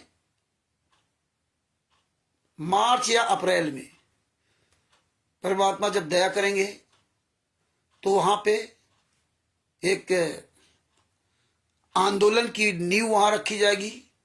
वहां परमात्मा दया करेंगे, डीएम को ज्ञापन भी देंगे। वहां आने के लिए पहले से बता दिया जाएगा, 1 महीना पहले से। 1 महीना पहले से आप सब लोगों की लिस्ट बनाई जाएगी। जो जो व्यक्ति आना चाहता है वो अपना नाम, पता, मोबाइल नंबर सब लिखाएगा। जितने लोग आने के लिए पहले से अपना मोबाइल नंबर, पता लिखाएंगे, उतने ही लोगों की वहां परमिशन ली जाएगी। ये ध्यान रखना, उतने ही लोगों की परमिशन ली जाएगी। हम कानून से चलेंगे, हम कानून के विपरीत नहीं चलेंगे। और वो परमिशन जो हमें मिलेगी, वो परमिशन हम वायरल भी करेंगे कि देखो भैया इतने लोग आना, ये परमिशन मुझे मिली है। तो अब ये पता चलेगा कि कौन कितने गहरे पानी में, कौन कितना बड़ा भगत है। ये परमेश्वर आने वाले समय में इसी तरह हमारी आपकी परीक्षाएं परमेश्वर लेंगे, पता चलेगा किसी को। और जो भी उसमें आप सहयोग करना, तो आप दान पाठ दशमांश ज्योत का पैसा भूल करके सहयोग मत करना। आप लोगों से हम हाथ जोड़ के निवेदन करता हूं, आप सहयोग मत करें, हमें कोई इसकी जरूरत नहीं। लेकिन अगर आप दान पाठ दशमांश का सहयोग करते हो तो ये भूल के मत करना। हम तो इसलिए कह देते हैं कि भाई काम हो रहा, चलो भाई आप भी उसमें सहयोग करेंगे तो आपके भी कुछ पुण्य बन जाएंगे, इसलिए। बाद बाकी मुझे कोई पैसे की आवश्यकता नहीं, क्योंकि परमेश्वर का मार्ग है। हमें क्या जरूरत पैसे की भाई, हमें मांगना होगा तो अपने पिता से मांग लूंगा। लेकिन परमात्मा कहते हैं भाई इस तरह कोई कार्यक्रम हो रहा है तो भाई आप सब लोगों को अपना सहयोग हो जाएगा, वो आपको अपना किया और मिलेगा। तो उसमें अपनी ओरिजिनल मेहनत की कमाई, हराम की कमाई नहीं कि आपने 1000 रुपए किसी चूना लगा दिया और 200 रुपए आप दान कर दो। तो सबसे महत्वपूर्ण होता है कि मेहनत की कमाई, जो खाएगा और दूसरा खाएगा, दोनों को लाभ मिलेगा। और हराम की खाएगा तो बेचारा वही, क्योंकि जो है सबसे बड़ा, जो कहते हैं ना, जैसा खाओगे अन्न वैसा रहेगा मन। इसलिए महाभारत में जो भीष्म पितामह जी आदि आदि द्रौपदी के लिए जो बोला था, नहीं बोला था, जब उनको चीरहरण होता तब नहीं आवाज उठाई, और जब सरसैया पर लेटे थे तो द्रौपदी जी ने यही प्रश्न किया था भीष्म पितामह जी से कि आप तो इतने ताकतवर थे, अगर आप एक भी शब्द बोल देते तो किसी का औकात नहीं थी कि मेरा साड़ी का पल्लू खींचना तो दूर की बात, मेरी तरफ आंख उठा कोई नहीं दे सकता था। तो भीष्म पितामह जी ने कहा था कि मैंने उनका मलिन अन्न खाया था, इसलिए हमारी ये बुद्धि भ्रष्ट हो गई थी, इसलिए हम बोल नहीं पाए। तो इसलिए आपसे मैं निवेदन करता हूं कि भैया हमें इन चीजों से बचा के रखना है ना। आप मत सहयोग करना, आपकी इच्छा की बात है, मुझे नहीं जरूरत है। हम तो नमक रोटी खाने वाले भैया, हम तो शुरू से नमक खाते हैं, हमें नहीं चाहिए घी चुपड़ी रुबड़ी रोटी नहीं चाहिए। तो यही बात आप ध्यान रखें। और बात बाकी फिर आप अगर कोई ऐसा गलत काम करते हैं तो आप जाने और आपका काम जाने। तो हम जो भी करेंगे लीगल प्रोसेस में करेंगे, और वो जब पैसा से सब बता दिया जाएगा कैसे भेजना होगा, कैसे क्या करना होगा, है जब उसकी जरूरत होगी तो आपको बता दिया जाएगा। लेकिन मैं आपको बता रहा हूं इस बात को लेकर के ना, है बात बाकी हो सकता है कि परमेश्वर की दया से, परमेश्वर की ही दया से कुछ है भगत अपना कार्यक्रम कर लेंगे वहां पे, लेकिन फिर भी मैं कोशिश करूंगा कि आप लोग भी उसमें कुछ ना कुछ भागीदार बन जाएं, वो हमारा प्रयास रहेगा। और बात बाकी तो परमात्मा जाने भैया किसकी क्या सेवा परमेश्वर वहां करवाएंगे, क्या सहयोग करवाएंगे। तो ये सहयोग होगा, ये कोई दान पाठ दशमांश ज्योत का पैसा दे करके आप यहाँ कोई कर्म बनाने का नहीं होगा कि आप सोच रहे नहीं हम तो यहाँ बढ़ चढ़ करके ना, हम घर में खाने पीने रखा था वो भी 1000 रुपए वहां दे दें, बच्चे को दूध पीने के लिए रखा था वो भी दे दें कि मुझे लाभ मिलेगा। वहां लाभ की नहीं, अपने गुरु के साथ हुए अत्याचार के बारे में आवाज उठाने का सहयोग है। लाभ वाली कल्पना करके मत करना भैया कि मुझे लाभ मिलेगा, हाँ ये लालच वाली भावना करके मत करना। ये हम आपसे निवेदन करते हैं।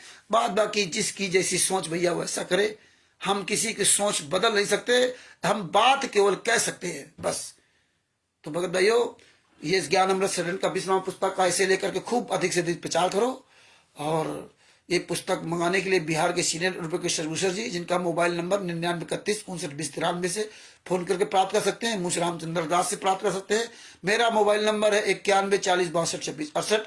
और जितने भाई बहन सोशल मीडिया पर पुस्तक दिखा रहे हैं, आप उन भाई बहनों से पुस्तक प्राप्त कर सकते हैं, आप PDF प्राप्त कर सकते हैं।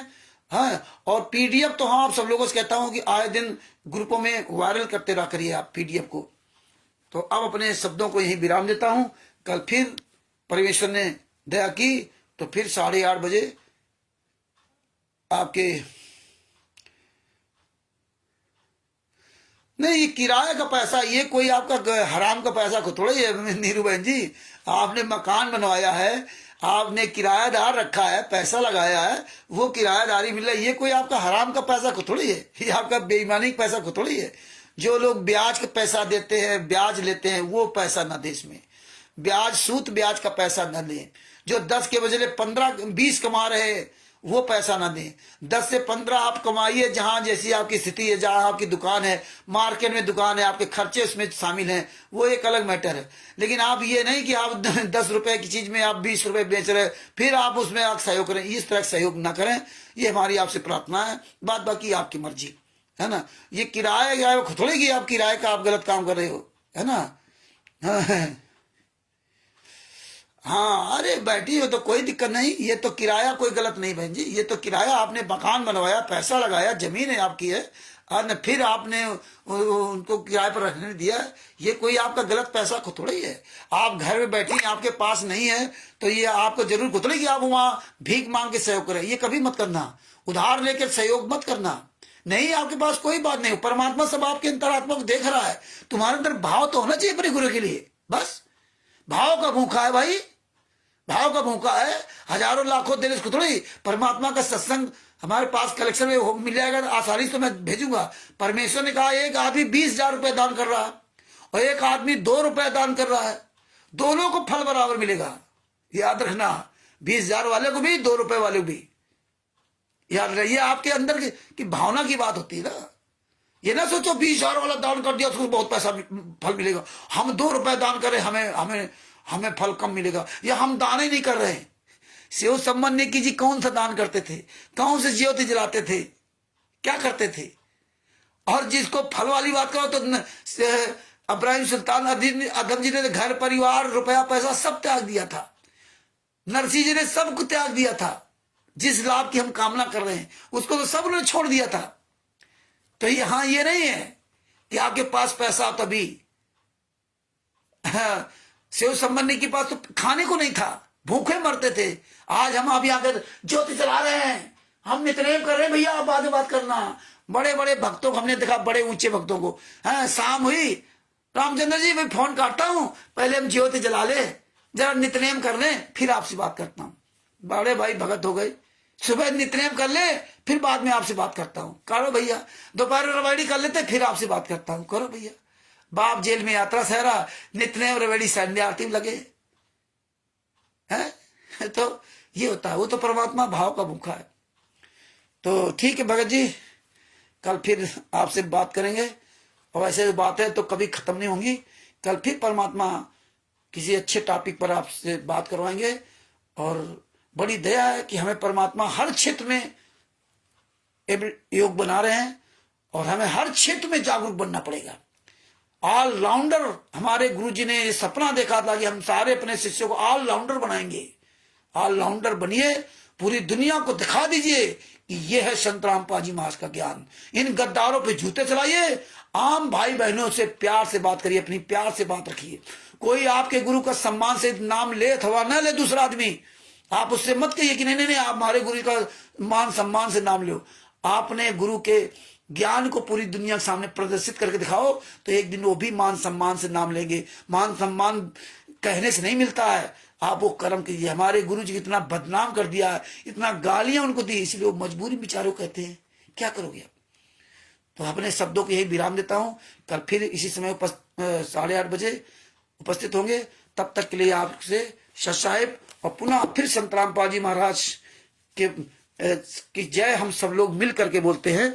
बंदी छोड़ सतगुरु संत रामपाल जी महाराज की जय हो। ये वीडियो अधिक से खूब शेयर करो, सब लोग अपने अपने यूट्यूब चैनल पे डालो, फेसबुक, व्हाट्सएप, यूट्यूब, ट्विटर पे खूब शेयर करो। और सबसे अधिक शेयर किया करो वो जो ज्ञान जो शिवानंद नारायण द्विवेदी जी ने जो फर्जी पुस्तक छापने का कारखाना का वो वीडियो बनाया था, और जो हमारी शिवानंद नारायण द्विवेदी जी की लगभग 3 घंटे की वीडियो, एक पौने 3 घंटे वीडियो, ये वीडियो खूब शेयर करो जम करके ना। आप लोग शायद भूल जाते हो, ये बहुत जरूरी है कि फर्जी पुस्तक का पता। ये वीडियो अधिक से अधिक शेयर करो, रोज शेयर किया करो। एक बार ये 3 वीडियो तो जरूर शेयर करोगे। पुस्तक वाला, फर्जी पुस्तक का पूरा प्रमाण शिवानंद नारायण द्विवेदी जी का, और जो शिवानंद नारायण द्विवेदी के साथ हमारी 2 बार डिबेट हुई है वो, क्योंकि उसमें सारे सबूत दिखाए जा रहे हैं। वो जितना भेजोगे उतना ही बढ़िया रहेगा, लोग और जागरूक होंगे। तो ये बात को मेरी ध्यान रखना, और सब लोग ये ऐसे वीडियो अपने अपने चैनल में जरूर डाल दिया करो, ऐसे वीडियो अपने अपने चैनल में जरूर डाल दिया करो, खूब शेयर करो जम करके ना।